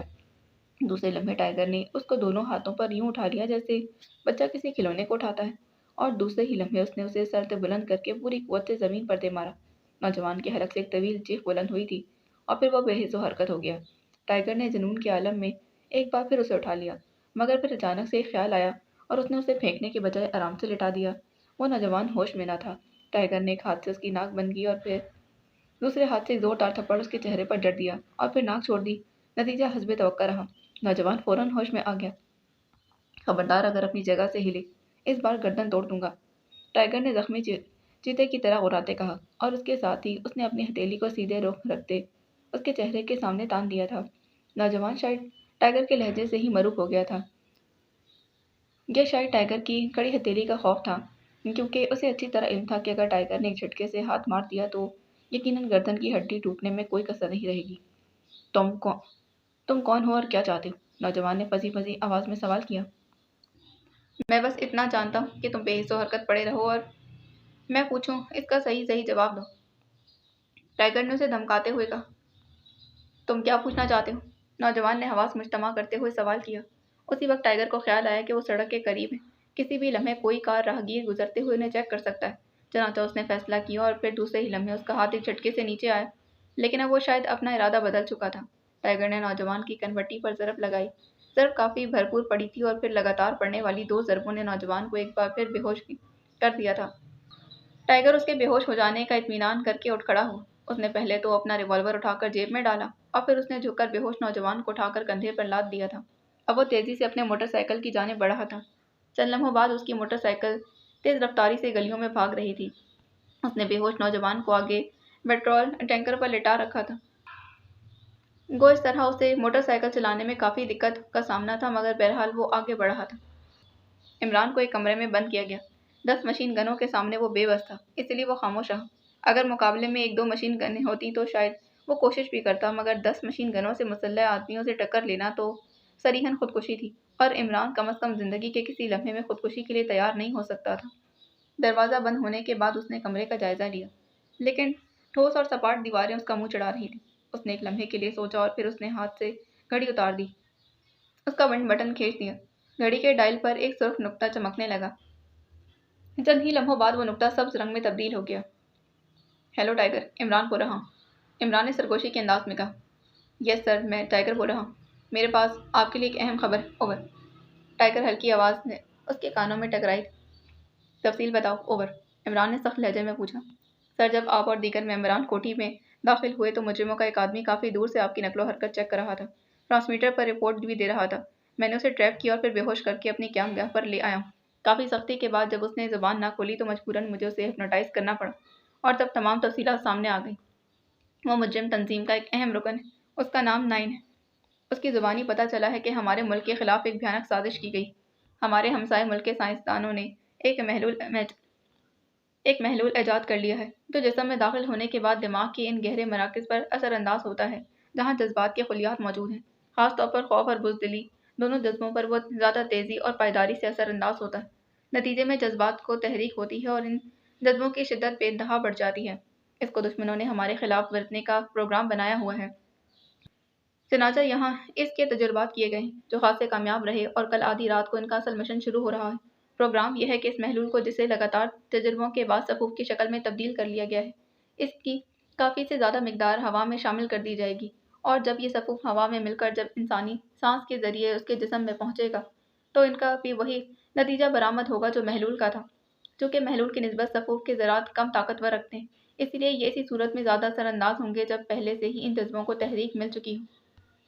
इसीलिए आम पब्लिक और फ़ौजियों पर इस्तेमाल किया गया पीने के पानी के ज़रिए। चनाचा अब ये सफ़ूफ सिर्फ हमारी पब्लिक और फ़ौजियों पर असरअंदाज होगा, और हमारे दलेर और जांबाज अवाम और फ़ौजी इंतहाई खौफज़दा और इंतहाई दर्जे के बुज़दिल बन जाएंगे, और फिर फ़ौरन ही हमसाया मुल्क, जिसकी तमाम अफ़वाज सरहद पर पहुँच चुकी हैं, हमारे मुल्क पर हमला आवर हो जाएगी। इसका नतीजा जो होगा, ज़ाहिर है जो इनका प्लान है, जिसमें वो 75% कामयाब हो चुके हैं, अब कल आधी रात को प्लान पर अमल होगा। ओवर। टाइगर ने इंतहाई तफसीली रिपोर्ट दी, और इमरान ये रिपोर्ट सुनकर हैरत से दंग रह गया। इतनी खतरनाक साजिश जिसका तसव्वुर भी वो ना कर सकता था, उसके मुल्क में तकरीबन कामयाब हो चुकी थी। एक ऐसी साजिश जो उसके मुल्क को फना करके रख देगी। इसका दिमाग सुन हो गया था। क्या वो रुकन इतना ही अहम है कि उसे तमाम तफसीलात का बखूबी इल्म है? ओवर। इमरान ने कुछ सोचते हुए सवाल किया। जी हाँ सर, वो सरबराहों में से एक है। ओवर। टाइगर ने जवाब दिया। तो फिर उसे निगरानी जैसा मामूली काम क्यों लिया गया? इमरान ने मशकूक लहजे में सवाल किया। यही सवाल मैंने उससे किया था। इसका जवाब था कि फौरी तौर पर कोठी खाली करने और तमाम सामान ले जाने के लिए तमाम कारकुनों को इस्तेमाल किया जा रहा था। चनाचा निगरानी का काम रज़ाकाराना तौर पर अपने ज़िम्मे ले लिया था। ओवर। टाइगर ने जवाब दिया। इमरान ने कुछ सोचते हुए कहा। तुम फ़ौरन नंबर 10 का मेकअप करके यहाँ पहुँचो और मुझे मिलने की कोशिश करो। मेकअप का सामान साथ लेते आना। ये काम जल्दी होना चाहिए। इमरान ने उसे हिदायत दी थी। बेहतर सर। ओवर। टाइगर ने जवाब दिया। और सुनो, फ़ौरन फ्रिक्वेंसी नंबर 806 ईस्ट पर कॉल करके मेरी तरफ से इतला दो। अपना नाम बता देना कि फ़ौरन इस हेडक्वार्टर का फ़ौजी मुहासरा कर दिया जाएगा, और फिर साथ इस कोठी का भी, जो अब खाली हो चुकी है। एक्शन फ़िलहाल ना लिया जाए। ओवर। इमरान ने उसे ब्लैक ज़ीरो की मखसूस फ्रिक्वेंसी बताते कहा। Okay sir. टाइगर ने जवाब दिया था। तो मेरे पास जल्दी पहुँचो। Over and all. इमरान ने जवाब दिया और फिर मिनट बटन दबाकर राब्ता ख़त्म कर दिया। उसके चेहरे पर इतनी ठोस संजीदगी फैली हुई थी कि शायद वो ज़िंदगी में इससे पहले कभी इतना ज़्यादा संजीदा नहीं हुआ होगा। अचानक दरवाज़ा एक झटके से खुला और फिर वो एक आदमी तेज़ी से अंदर दाखिल हुआ था। उसके चेहरे पर हमाइयाँ उड़ रही थी। बॉस, गज़ब हो गया। फ़ौज ने हेडक्वार्टर का मुहासरा कर लिया। एक चौड़ी मेज़ के पीछे बैठे गंजे आदमी से कहा, और फिर उसके अल्फाज सुनकर बॉस हैरत से उछल पड़ा। ये कैसे हुआ? वो इज़्तिरारी तौर पर उठ खड़ा हुआ। बॉस, शायद हमारा राज खुल गया है। आने वाले ने खौफज़दा लहजे में जवाब दिया। बॉस तेज़ी से उठ कमरे से एक कोने की तरफ बढ़ा। उसने वहाँ पर मौजूद एक देवहेक्कल मशीन का बटन दबा दिया। मशीन पर लगी हुई बड़ी सी स्क्रीन रोशन हो गई, और फिर तेज़ी से नॉब घुमा दिया था। स्क्रीन पर कोठी से बाहर का मंजर उभरता चला गया। बाकी फ़ौजियों ने कोठी का محاصرہ کر لیا تھا۔ وہ ناپ گھماتا گیا اور منظر تیزی سے تبدیل ہوتے چلے گئے۔ کوٹھی کے باہر کا حصہ اسکرین پر آیا تھا جو تمام فوجیوں کے گھیرے میں تھا۔ باس نے ایک لمحہ بغور فوجیوں کو دیکھا اور پھر بٹن دبا کر مشین آف کر دی۔ پھر وہ تیزی سے کمرے سے باہر نکلا۔ میرے ساتھ آؤ، اس نے نوجوان سے کہا۔ مختلف راہداریوں سے گزرتا ہوا وہ ایک کمرے کے سامنے رک گیا۔ اس کے ساتھ اب چند مسلح افراد بھی شامل ہو گئے۔ یہ دروازہ کھولو، اس نے اطلاع دینے والے نوجوان سے کہا۔ نوجوان نے ایک آدمی کو اشارہ کیا اور اس نے مشین گن کا بٹ مارا اور تالا توڑ دیا تھا۔ پھر دروازہ کھول کر وہ سب اندر داخل ہو گئے۔ سامنے چارپائی پر عمران لیٹا ہوا تھا۔ کھڑے ہو جاؤ عمران، باس نے غصے سے چیختے کہا اور عمران اطمینان سے اٹھ کھڑا ہو۔ کیا بات؟ عمران نے بڑے اطمینان سے سوال کیا۔ جلدی بتلاؤ، فوج کو اس ہیڈ کوارٹر کا کیسے پتہ چلا؟ باس نے چیختے ہوئے کہا۔ کس فوج کو اور کون سا ہیڈ کوارٹر؟ عمران نے جواب دیا۔ اس سے پہلے کہ باس کوئی جواب دیتا وہ اچانک چونک پڑا۔ اسے عمران کی گردن پر کالر کے قریب ایک موٹا دل نظر آ گیا تھا۔ تم کون ہو اور عمران کہاں ہے؟ اس نے تقریب پر دھاڑتے ہوئے پوچھا۔ میں عمران ہوں اور تمہارے سامنے کھڑا۔ عمران نے مسکراتے جواب دیا۔ شٹ اپ، تم عمران نہیں، اس کے میک اپ میں کوئی اور عمران کی گردن پر دل نہیں، جبکہ تمہاری گردن پر دل موجود ہے، باس نے غصے سے سیاہ پڑتے ہوئے کہا، اور اس مرتبہ چونکنے کی باری عمران کی تھی۔ اسے گولی مار دو، باس نے چیختے ہوئے مشین گن سے مسلح افراد کو حکم دیا اور مشین برداروں نے مشین کا رخ اس کی جانب کر دی۔ اس لمحے ایک شخص بھاگتا ہوا وہاں آیا تھا۔ باس، ہم پر ہوائی حملے ہونے والے، بمبار جہاز کوٹھی پر چکر لگا رہے ہیں، اس نے سخت خوفزدہ لہجے میں جواب دیا، اور حملے کا سن کر باس گھبرا گیا تھا۔ باہر چلو، اسے ابھی بند کر دو، باس نے حکم دیا اور دوڑتا ہوا کمرے سے نکل گیا۔ مختلف کمروں میں بجلی کی طرح دوڑتا ہوا وہ ایک کمرے میں پہنچا۔ اس نے سوئچ بورڈ پر لگا ہوا ایک بٹن دبایا اور پھر فرش کا ایک کونا سمٹ گیا تھا۔ اب وہاں سیڑھیاں تھیں۔ وہ تیزی سے نیچے اترتا چلا گیا۔ جلدی وہ ایک بڑے ہال میں پہنچ گئے تھے جس میں ایک کافی بڑی مشین موجود تھی جس کی ایک نالی چھت سے نکل کر اوپر کی طرف جاتی تھی۔ ہال میں موجود تمام افراد باس کو یوں اچانک اندر داخل ہوتے دیکھ گھبرا گئے تھے۔ جلدی کرو، مشین چلاؤ، گریٹ مشن فوراً شروع کر دیا جائے، جلدی کرو، باس نے چیختے ہوئے کہا۔ اس کا حکم ملتے ہی ایک آدمی نے مشین کی بائیں سائڈ پر لگا ہوا ایک بڑا سا ہینڈل نیچے کر دیا تھا۔ مشین میں ایک زوردار گڑگڑاہٹ کی آواز ابھری اور مشین کے ڈائل پر لگے ہوئے بلب تیزی سے جلنے بجھنے لگے تھے اور ایک سوئی تیزی سے بائیں طرف بھاگنے لگی تھی۔ اور سپیڈ تیز کرو، فل چارجنگ کر دو، باس نے غیر مطمئن لہجے میں کہا، اور ایک آدمی نے دوسرا ہینڈل دبا دیا۔ مشین کی گڑگڑاہٹ میں دگنا اضافہ ہو گیا، بلب اور تیزی سے جلنے بجھنے لگے اور پھر سوئی تیزی سے دوڑتی ہوئی آخری ہندسے پر پہنچ گئی تھی۔ اتنا ہی سڑیل اور پھر اتنا ہی مٹیریل اور بھر کر چارج کر دو، باس نے اس مرتبہ قدرے مطمئن لہجے میں کہا، اور پھر وہ مڑ کر تیز تیز قدم اٹھاتا سیڑھیوں کی جانب بڑھا۔ مختلف کمروں سے ہوتا ہوا دوبارہ پہلے والے کمرے میں آیا تھا۔ اس نے اسکرین والی مشین کا بٹن دبا دیا تھا، نوب گھمانا شروع کی اور پھر اسکرین پر منظر ابھرا تھا۔ کوٹھی کا محاصرہ کرنے والی فوج کے سپاہی انتہائی خوف زدہ تھے۔ خوف کی وجہ سے ان کی آنکھیں پھٹ رہی تھیں۔ باقی شہری بھی اس طرح پاگلوں کی طرح بھاگ رہے تھے جیسے ان پر موت چھا گئی۔ بمبار جہاز بھی جا چکے تھے اور باس نے زوردار مگر زہریلا کہکا لگاتے مشین کا بٹن آف کر دیا۔ پھر وہ تیزی سے مڑا اور اس نے ایک الماری کھول کر اس میں سب سے بڑا لانگ ٹرانسمیٹر اٹھا کر اسے میز پر رکھا اور پھر اس کا بٹن دبا دیا تھا۔ جلدی رابطہ مل گیا۔ Trinity world number 1 speaking, emergency, فوراً چیف سے بات کرواؤ۔ ایمرجنسی، اوور، باس نے چیخنا شروع کر دیا۔ ہولڈ پلیز، اوور، دوسری طرف سے آپریٹر نے جواب دیا۔ ویسے باس کے لہجے سے بھی وہ گھبرا گیا تھا۔ پھر ایک لمحے بعد جنگلی بلیوں کے لڑنے کی آوازیں آئیں اور پھر چیف کی آواز ابھری تھی۔ Yes chief speaking, report, over, chief کے لہجے میں تیزی تھی۔ چیف، میں نمبر 1 بول رہا ہوں۔ گریٹ مشن وقت سے پہلے مکمل کرنا پڑا۔ آپ فوراً اپنی کارروائی شروع کریں، اوور، گنجے باس نے پریشان لہجے میں جواب دیا۔ وجہ بیان کرو، اوور، چیف کے لہجے میں درندوں کی سی گھراہٹ تھی، اور پھر باس نے تمام وجوہات تفصیل سے بتا دی۔ اوکے، ہم فوراً کارروائی شروع کروا دیتے ہیں، گو کہ یہ گڑبڑ غلط ہوئی ہے مگر پھر بھی، اوور، چیف نے شاید فکرہ مکمل کرنا وقت ضائع کرنے کے مترادف سمجھا تھا، اور پھر رابطہ ختم ہو گیا۔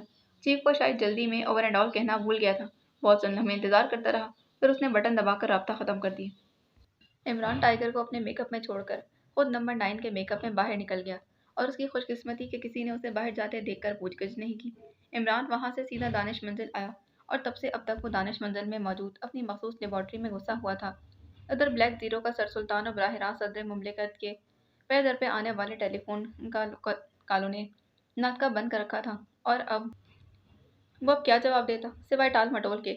उसके पास और कोई जरिया नहीं था। इमरान ने लेबॉर्ट्री में आकर उसे डिस्टर्ब करने की सख्ती से ममानियत कर दी थी।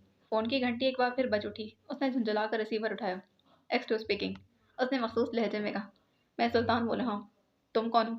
इमरान या फिर ताहिर, जल्दी बताओ। सर सुल्तान के लहजे में शदीद तरीन घबराहट के आसार थे। मैं ताहिर बोल रहा हूँ जनाब।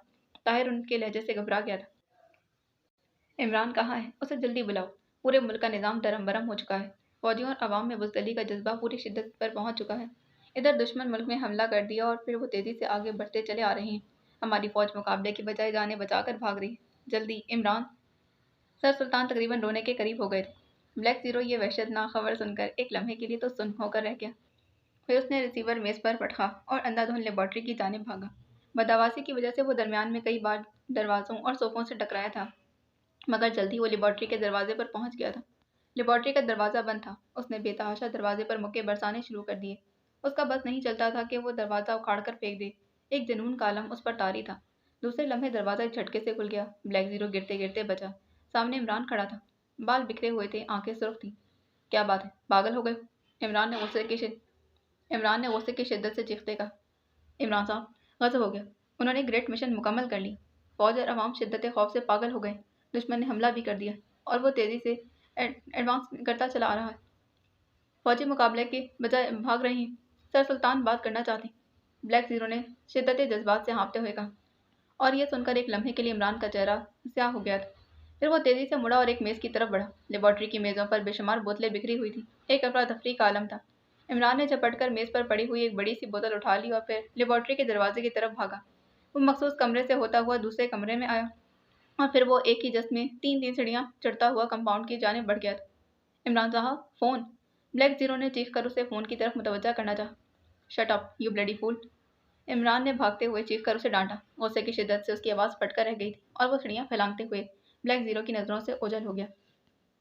कैप्टन शकील, तनवीर, सफदर और जूलिया चारों एक बड़े कमरे में बंद थे। उन्हें वहां बंद हुए खासा वक्त हो गया था और एक बार उन्हें वहां बंद करके किसी ने मुड़कर उनकी खबर भी नहीं ली थी। उन्होंने वहां से आज़ाद होने की बेहद कोशिश की। बेशुमार तजवीज़ें सोची, लेकिन कमरे का इकलौता मगर मजबूत दरवाज़ा उनकी राह में दीवार चीन बना हुआ था। थक हार कर वो बैठ गए थे। रात गुजरने के बाद तकरीबन आधे से ज़्यादा दिन गुजर चुका था। पहली बार उनका दरवाज़ा खुला और 10 मशीन गन बरदार अंदर दाखिल हुए थे। मशीन गन बरदारों ने अजीब व गरीब लिबास पहना हुआ था। वो सब गौताखोरों के लिबास में थे। उनके पुष्ट पर बड़े बड़े ऑक्सीजन सिलेंडर भी मौजूद थे। उन्होंने इन चारों को घेर लिया और फिर उन्हें इशारे से बाहर चलने को कहा। वो 10 मशीन गनों के सामने बेबस थे। चनाचा सिवाय हुक्म की तामील करने के और कोई चारा नहीं था। मुख्तलिफ कमरों से होते हुए एक लिफ्ट के सामने जाकर रुक गए। मशीन गन बरदारों के साथ वो लिफ्ट में सवार हो गई और जब लिफ्ट रुकी तो इमारत की छत पर मौजूद थे। ये इमारत 4 मंजिला थी और चौथी मंजिल की छत पर वो अब मौजूद थे। इस वक्त छत पर तकरीबन 10 आदमी मौजूद थे। सबके सब इसी गौताखोरों वाले लिबास में मौजूद थे। इनमें से एक शख्स ने मुंह पर लगे हुए हॉल के आगे खुरबीन लगा रखी थी। इसके हॉल के ऊपर माइक भी लगा हुआ था और वो सब इमरान को वहां मौजूद देखकर दंग रह गए। इमरान को भी 5 मशीन गन बरदारों ने घेर रखा था। हा हा हा हा, आओ आओ, तुम भी देखो, हमने तुम्हारे मुल्क की काया पलट दी। हा हा हा, दुनिया की दलेर तरीन और बहादुर कौम इस वक्त दुनिया की बुज़दिल तरीन और खौफजदा कौम बन गई। दूरबीन वाले शख्स ने उनके करीब पहुंचने के बाद कहा। आवाज़ उसके माइक से निकल रही थी और फिर कैप्टन शकील, तनवीर, सफदर और जूलिया सामने बाजारों में होने वाली भगदड़ को देखकर हैरान रह गए। ऐसा महसूस हो रहा था जैसे सब लोग पागल हो चुके हैं। इंतहाई बदहवासी और खौफ के आलम में वो कटी हुई पतंग की तरह इधर उधर डोल रहे थे। बेशुमार लोग मर रहे थे। फिर अचानक कैप्टन शकील और सफदर के जिस्म में सर्दी की एक लहर दौड़ गई। उन्हें फिरैरियाँ सी आने लगी थी। वो नामालूम किससे खौफजदा थे। इधर जूलिया और तनवीर को भी सर्दी सी महसूस हो रही थी, मगर कैप्टन शकील और सफदर की हालत लम्हा ब लम्हा बिगड़ती जा रही थी। टाइगर जो इमरान के रूप में था, वो सर झुकाए खड़ा कांप रहा था। खौफ से उसका भी रुआं रुआं लरज रहा था। हाँ, तुम भी इस कौम के फर्द हो ना, तुम भी बुज़दिल हो। देखो हमारा कारनामा। अब इस मुल्क को फना होने से दुनिया की कोई ताकत नहीं बचा सकती। हा हा हा। बहुत मुसलसल कहके लगा रहा था। अचानक वो कहके लगाते लगाते रुक गया था। नीचे शहर में होने वाला शोर भी अचानक थम गया। लोग सुन होकर रह गए थे। कैप्टन शकील, सफदर, तनवीर, टाइगर और जूलिया को यूं महसूस हुआ जैसे इनकी रगों में दौड़ती खौफ की लहर अचानक थम गई। चंद लम्हों तक फिजा में सकूत तारी रहा, फिर यकदम शोर फट पड़ा था, लेकिन अब सूरत-ए-हाल यकसर तब्दील हो चुकी थी। पहले वाले शोर और इस शोर में ज़मीन आसमान का फ़र्क था। पहले लोग खौफ की शिद्दत से चीख रहे थे, मगर अब वो शिद्दतें ज़ोर से उछल रहे थे। सीक्रेट सर्विस के मेंबरान के जिस्मों में भी एक बरकी रो दौड़ गई थी। वो नामालूम खौफ ख़त्म होकर जज्बे और जोश में तब्दील हो चुका था। बॉस और उसके साथी सूरत-ए-हाल में इस अचानक तब्दीली को पाकर घबरा गए थे, और फिर सीक्रेट सर्विस के मेंबरान अचानक इन पर पिल पड़े। मुझे उन्हें मशीन गनें चलानी चाहिए, मगर इस अचानक बदली हुई सूरत-ए-हाल ने उन्हें उलझा दिया था। चनाचा ज़हनी परेशानी की वजह से वो वक्त पर अमल न कर सके, और दूसरे लम्हे सीक्रेट सर्विस के मेंबरान उनसे बुरी तरह उलझ गए थे। सिर्फ एक आदमी की मशीन गन चली, मगर निशाना खाली किया। दूसरे लम्हे शिद्दत जोश से सुर्ख होते हुए कैप्टन शकील ने एक मुजरिम को उठाकर चौथी मंजिल से नीचे फेंक दिया। टाइगर ने भी 2 मुजरिमों का यही हशर किया। बाकियों ने खौफजदा होकर फरार होना चाहा, और अचानक जूलिया ने एक मशीन गन उठाकर फायर खोल दिया, और बाकी मुजरिम गोलियों की बौछार में मौत का नाच नाचने लगे। बॉस को मत मारो, उसे जिंदा गिरफ्तार करना है, टाइगर ने चीखकर जूलिया से कहा, जो अब अपनी मशीन गन का रुख भागते हुए बॉस की तरफ कर रही थी। मगर टाइगर के चीखों पुकार के बावजूद बॉस गोलियों की जद में आ गया था। मगर जूलिया ने फौरन मशीन गन चुका दी। चनाचा गोलियों ने बॉस की टांगों को छलनी करके रख दिया, और वो जमीन पर गिर पड़ा था। नीचे जितने भी हैं सब तुम खत्म कर दो, सफदर ने चीख कर कहा, और वो सब मशीन गने उठाए नीचे की तरफ भागे थे। टाइगर जख्मी बॉस को उठाने में मसरूफ था। काया एक बार फिर पलट चुकी थी। इमरान भागता हुआ कंपाउंड में पहुंचा, और दूसरे लम्हे उसने हाथ में पकड़ी हुई बोतल जमीन पर दे मारी। ब्लैक जीरो भी उसके पीछे भागा कंपाउंड में आन पहुंचा था। इमरान को जब उसने बोतल जमीन पर मारते देखा तो उसे यकीन हो गया कि इमरान पागल हो चुका है। बोतल टूटते ही उसमें मौजूद सियाल जमीन पर फैल गया था, और दूसरे लम्हे उससे बखरात निकलने लगी। तकरीबन 1 मिनट में तमाम महलूल हवा में उड़ चुका था। अब जमीन पर सिर्फ बोतल के टुकड़े पड़े थे। इमरान चंद लम्हे खामोश खड़ा रहा, और फिर वो वापस मखसूस कमरे की तरफ भागा। ब्लैक जीरो को उसने अपने पीछे आने का इशारा किया था। मखसूस कमरे में पहुंचते ही इमरान ब्लैक जीरो से मुखातिब हुआ, ताहिर, ये आखिरी हरबा है। अगर ये कामयाब हो गया तो हम बच जाएंगे, वरना। इमरान खामोश हो गया। उसका चेहरा जोर से सुर्ख हो गया था। उसने मेज़ पर रखा हुआ रिसीवर उठाया, मगर लाइन बेजान थी। भला सर सुल्तान इस हंगामी सूरत हाल में इमरान की कॉल के इंतजार में कब तक बैठे रहते। इमरान ने क्रेडल दबाया और फिर नंबर डायल करने शुरू कर दिए। नंबर डायल करके उसने रिसीवर कानों से लगा लिया। चंद लम्हों बाद राब्ता मिल गया। एक्सट्रू speaking sir, on emergency line. Imran ने भराए हुए लहजे में कहा, मिस्टर एक्सट्रू, गजब हो गया। दुश्मन तेजी से इलाके पर इलाके पता करता हुआ चला रहा है, और हमारी फौजें असलाह फेंक कर भाग रही। बस अब चंद घंटों तक दारुल हुकूमत पहुंच जाएंगी। और फिर दूसरी तरफ से सदर ममलिकत की आवाज़ भरा गई थी, आप बेफिक्र रहें जनाब, हमारे मुल्क को दुनिया की कोई ताकत दबा नहीं कर सकती। ठहरो मिस्टर एक्सट्रू, होल्ड ऑन 1 मिनट। सदर ममलिकत के लहजे में अचानक तब्दीली आ गई। फिर चंद लम्हे बाद उनकी पुरमसरत आवाज़ आई थी, मुबारक हो मिस्टर एक्सट्रू, तुम्हारा कहा सच साबित हुआ। एक मौजा हो गया। फौजियों और अवाम का तबाह हुआ मोराल एकदम बुलंद हो गया। तमाम अवाम और फौजी एक अजीब जोश और नामालूम जज्बे से पुर हो गए। फौज ने दोबारा असला संभाल लिया है। उन्होंने दुश्मनों के हमले को रोक लिया। 1 minute. Oh very good, thank God. Mister एक्सटू, मुबारक हो। दुश्मन हमारी फौज की बेपनाह जोश और जज्बे और बहादुरी की ताब ना लाते तेजी से पीछे हट रहा है। मौजा है मौजा। सदर ममलिकत का लहजा बेपनाह जोश से पुर था।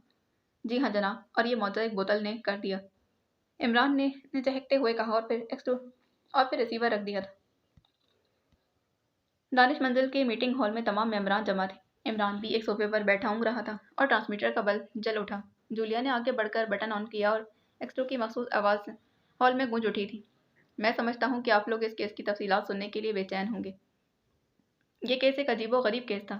एक ऐसा केस इससे पहले मेरी ज़िंदगी में तो कभी रोनुमा ना हुआ। ये एक भयानक तरीन साजिश थी। हमारे हमसाया मुल्क के साइंसदानों ने इत्तेफाक से एक ऐसी दवा तैयार कर ली जो दिमाग के गहरे मराकज़ पर असर अंदाज होती है। ये मराकज़ जज्बात के मुखरिज होते हैं। तमाम जज्बात की तहरीक इन्हीं मराकज़ से उठती और घटती बढ़ती है। इस दवा में एक खासियत थी कि यह सिर्फ दिमाग के उस मरकज़ पर असर अंदाज होती जो खौफ और बुज़दिली के जज्बात के मुहर्रिक है, और इस दवा के असर से ये जज्बात इंतहाई शिद्दत पकड़ जाते हैं। ये एक अहम और इनकलाबी इजाद थी।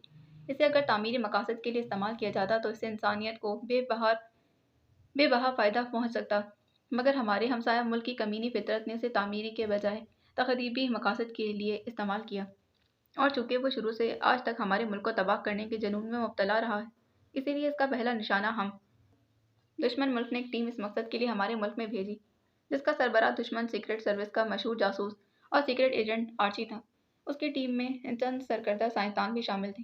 انہوں نے نہایت خاموشی سے یہاں اپنا جال بچھایا اور دشمن ملک کی یہاں موجود مقامی تنظیم سے انہوں نے یہاں وسیع پیمانے پر اپنے انتظامات مکمل کر لیے۔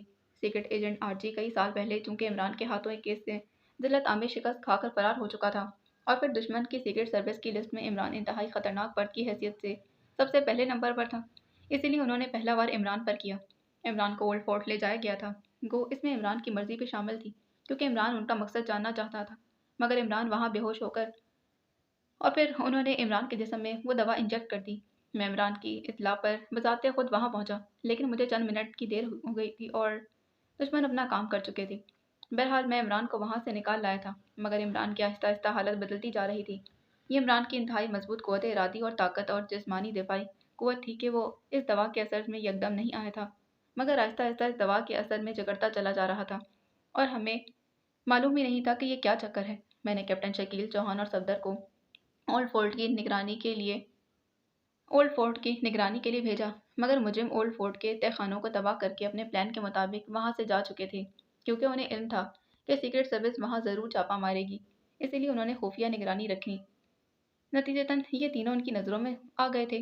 واپسی پر جولیا کے فلیٹ میں موجود تھے کہ مجرموں نے فلیٹ پر دھاوا بول دیا۔ انہیں سینتھیلک گیس سے بے ہوش کر کے کیپٹن شکیل، صفدر اور چوہان کے جسموں میں بھی دوا انجیکٹ کر دی گئی تھی۔ جولیا کو انہوں نے غیر ملکی لڑکی سمجھ کر اغوا کر لیا۔ ان کا خیال تھا کہ اگر یہ سیکرٹ سروس کے ممبر ہے تو غیر ملکی ہونے کی وجہ سے اس ملک کی انتہائی وفادار تو نہ ہوگی، چنانچہ اسے سیکرٹ سروس کے راز زیادہ آسانی سے مل جائیں گے۔ ادھر وہ پہلے ہی فوجی چھاؤنی کے ملک پلانٹ میں وہ دوا شامل کر چکے تھے، چنانچہ ملٹری ایجنٹ نے کمانڈر ان چیف کو فوجیوں کے اچانک مورال گرنے، بزدل ہو جانے اور پھر جنگ سے خوفزدہ ہونے کی رپورٹ دی تھی۔ کمانڈر ان چیف نے وزیر دفاع کو مطلع کیا اور پھر وزیر دفاع نے سر سلطان کو اس بات سے آگاہ کیا۔ شروع میں وہ رپورٹ مذاق اور فضول سے اور خلل دماغ سمجھی جاتی تھی، کیونکہ یہ ایک ایسی قطعی عجیب اور ناممکن عمل چیز تھی، مگر ٹھوس حقائق کی روشنی میں جب اس پر مزید غور کیا جاتا تو بھیانک نتائج سامنے آتے۔ چنانچہ اعلیٰ حکام کی میٹنگ میں اس کیس پر غور ہوا اور آخرکار اسے سیکرٹ سروس کو ٹرانسفر کر دیا گیا۔ سر سلطان نے سلسلے میں مجھ سے بات کی۔ کیس میری سمجھ میں بھی نہیں آیا۔ میں نے مزید تفصیلات کے لیے عمران کو سر سلطان کے پاس بھیج دیا، مگر عمران کی حالت اب قطعی تباہ ہو چکی تھی۔ وہ دلیر اور بہادر عمران کے بجائے بزدل اور خوفزدہ مردم بیزار عمران میں تبدیل ہو چکا تھا۔ مگر ایک حیرت انگیز اتفاق رونما ہوا۔ سر سلطان نے اتفاقی طور پر چائے کے بجائے اس دن لیمن اسکواش اسے پلا دیا تھا۔ اس کے 2 گلاس پیتے عمران کی حالت بدل گئی۔ دوا کا اثر ٹوٹ گیا تھا۔ عمران وہاں سے واپس آیا تو صفدر کے پاس گیا۔ وہاں اس نے دیکھا کہ صفدر کی قطعی طور پر کایا پلٹ چکی تھی۔ خوف کے بے پناہ جذبے نے اسے جکڑ لیا تھا۔ عمران نے چیک کرنے کے لیے آیا کہ یہ صرف ذہنی کیفیت ہے یا پھر اس کے ساتھ جسمانی انحطاط بھی ہوتا ہے۔ ایک ڈرامہ کھیلا اور صفدر اور جوزف کی لڑائی کروا دی۔ اس کا خیال ٹھیک ثابت ہوا۔ صفدر ذہنی انحطاط کے ساتھ ساتھ جسمانی طور پر بھی ناکارہ ہو چکا تھا۔ جوزف نے صفدر کو روئی کی طرح دھنک کر رکھ دیا تھا۔ پھر عمران نے تجربے کے طور پر لیموں میں موجود ایسڈ کی ایک بڑی ڈوز دی۔ نتیجتاً حیرت انگیز ہی رہا تھا، صفدر قطعی ٹھیک ہو گیا۔ چنانچہ کیپٹن شکیل اور چوہان کو بھی اسی علاج سے ٹھیک کر لیا گیا۔ اس دوران مجرموں نے چھاؤنی کے واٹر پلانٹ میں وہ دوا ملا دی اور پھر انہوں نے دارالحکومت کے شہریوں پر یہ تجربہ آزمایا تھا۔ نتیجتاً دارالحکومت میں اس دن خوف اور بحران آ گیا تھا۔ میں نے عمران کے علاج کے لیے ایک مشہور اور نوارس سائیکالوجسٹ کو بلا لیا تھا، مگر عمران کو شبہ ہو گیا کہ شخص نفسیات کی ابجد سے بھی واقف نہیں ہے، چنانچہ اس کی نگرانی کرائی گئی۔ مزید انکشاف ہوئے کہ وہ مجرموں کا آدمی تھا۔ صدر مملکت نے ہنگامی میٹنگ کال کی تھی۔ وہی ڈاکٹر ایک اور مشہور سائیکیٹرسٹ کا روپ دھار کر وہاں پہنچ گیا تاکہ حکومت کو غلط راستے پر ڈالا جائے، مگر چونکہ مجھے پہلے اطلاع مل چکی تھی اس لیے اسے میٹنگ کے دوران پکڑ لیا گیا۔ اس نے خودکشی کر لی، چنانچہ مجرموں کا یہ منصوبہ ناکام ہو گیا۔ جولیا مجرموں کے ہیڈ کوارٹر سے انتہائی بہادری کا مظاہرہ کرتے فرار ہونے میں کامیاب ہو گئی تھی، چنانچہ اس کی نشاندہی پر اس کوٹھی پر چھاپا مارا گیا، لیکن زمین 2 سرنگ کے راستے وہ پہلے ہی فرار ہو کر دوسری عمارت میں منتقل ہو چکے تھے۔ عمران، صفدر، جولیا اور کیپٹن شکیل تنویر اس سرنگ کا سراغ لگاتے لگاتے مجرموں کے ہاتھ گرفتار ہو گئے۔ مجرموں نے اپنے ایک اہم رکن کو ان کی نقل و حرکت کی نگرانی کے لیے مقرر کیا ہوا تھا۔ اسے پکڑ لیا گیا۔ پھر اس کا روپ دھار کر عمران کا ایک آدمی مجرموں کے ہیڈ کوارٹر پہنچا۔ اس اہم رکن نے اس تمام مشن کی تفصیلات بتا دی، جو انتہائی بھیانک تھی۔ مجرموں کا اصل پلان یہ تھا کہ पहले छोटे छोटे पैमाने पर तजुर्बात करके अवाम और फौजियों की क़ुव्वत इरादी और जिस्मानी दिफाई निज़ाम को कमज़ोर कर दिया जाए, और फिर इस दवा को जिसे सफ़ूफ की शक्ल में तब्दील किया जा चुका था हवा में फैला दिया जाए। सांस के ज़रिए इस दवा के ज़रात इंसानी जिस्म के अंदर चले जाते और पहले से कमज़ोर दिफाई निज़ाम की बदौलत अवाम और फ़ौज इस पर इसका शदीद असर होता और हमसाया मुल्क हमला कर देता। नतीजे में अवाम और फ़ौज चूँकि पहले ही इंतहाई बुज़दिल और खौफज़दा हुए होते, बासानी मुल्क पर कब्जा कर लेते। इमरान अपने आदमी को मेकअप करके वहाँ छोड़ आया था और ख़ुद मुजरिमों के इस अहम रुकन का मेकअप करके बाहर निकल आया था। मुजरिम किसी भी वक्त ये मिशन मुकम्मल कर सकते थे। चनाचा इमरान ने उसका तोड़ सोचना शुरू कर दिया। मैंने मुजरिमों के हेडक्वार्टर का फ़ौज से मुहासरा करा लिया। हालात चूँकि इंतहाई नाजुक थे, इसीलिए मेरा ख्याल था कि ज़रा भी शुबा होता कि मुजरिम अपनी कार्रवाई कर रहे हैं तो बम्बार्डमेंट से हेडक्वार्टर तबाह कर दिया जाता, कि मुजरिम अपना काम करने से पहले ख़त्म हो जाएंगे। इसमें मेरे 4-5 मेंबर भी ख़त्म हो जाते, मगर पूरे मुल्क की तबाही को मद्देनज़र रखते मैंने इनकी कुर्बानी कबूल कर ली। मुजरिम इस सूरत हाल से घबरा गए, चनाचा उन्होंने फौरी तौर पर अपना काम कर दिया, यानी सफ़ूफ को कसीर मिकदार हवा में मिला दी थी। उधर मुजरिमों की खुफिया इत्तला की बिना पर हमसाया मुल्क ने अपने प्लान के मुतालिक हम पर हमला कर दिया। हालात वाकई कतई ख़राब हो गए थे। हमारे मुल्क और फौजी कतई बुज़दिल और शदीद खौफज़दा हो गए। चनाचा वो लड़ने और मुकाबला करने के बजाय असलहा फेंक कर फ़रार होना शुरू हो गए। चनाचा दुश्मन फातिहाना अंदाज में आगे बढ़ता चला आया, हत्ता कि हमें मुल्क तबाही का यकीन हो गया। मगर यहाँ भी इमरान की साइंस में डॉक्टरेट मुल्क और कौम के काम आ गई। उसने चंद घंटों में ही एक ऐसी दवा तैयार कर ली जो हवा में मिलकर जब लोगों के सांस में शामिल होती तो दिमाग की इन मराकज़ पर फौरी तौर पर असरअंदाज होती, जिसमें जोश, जज्बा और बहादुरी को तहरीक मिलती।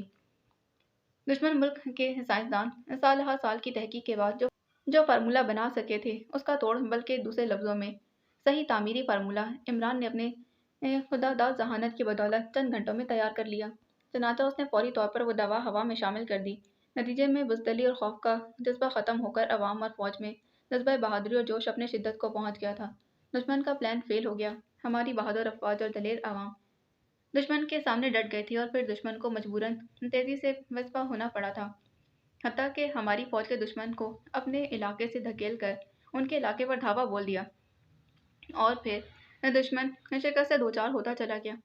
इधर बदली हुई कैफियत के पेश नज़र सीक्रेट सर्विस के मेंबरान ने मुजरिमों पर हल्ला बोल दिया था और तमाम मुजरिम मारे गए और इनका बॉस आर्ची शदीद ज़ख्मी हुआ। बाद में खून बकसरत निकल जाने की वजह से वो भी ख़त्म हो गया।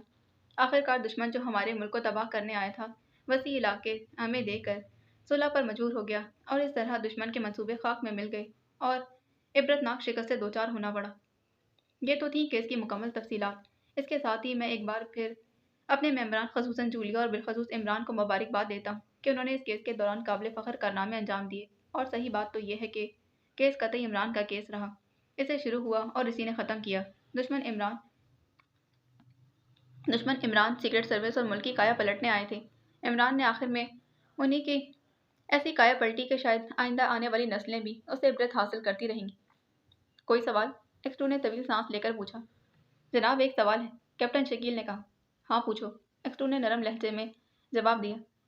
जनाब, दुश्मन मुल्क की फ़ौज ने जब हम पर हमला किया तो वो क्यों ना इस दवा से जो पूरे मुल्क में फैली हुई थी उसके असर में आए थे, और फिर जब इमरान साहब ने इसके जवाब में दवा हवा में फैलाई तो दुश्मन के फ़ौज जो हमारे मुल्क में मौजूद और इस दवा से असर पजीर क्यों ना हो?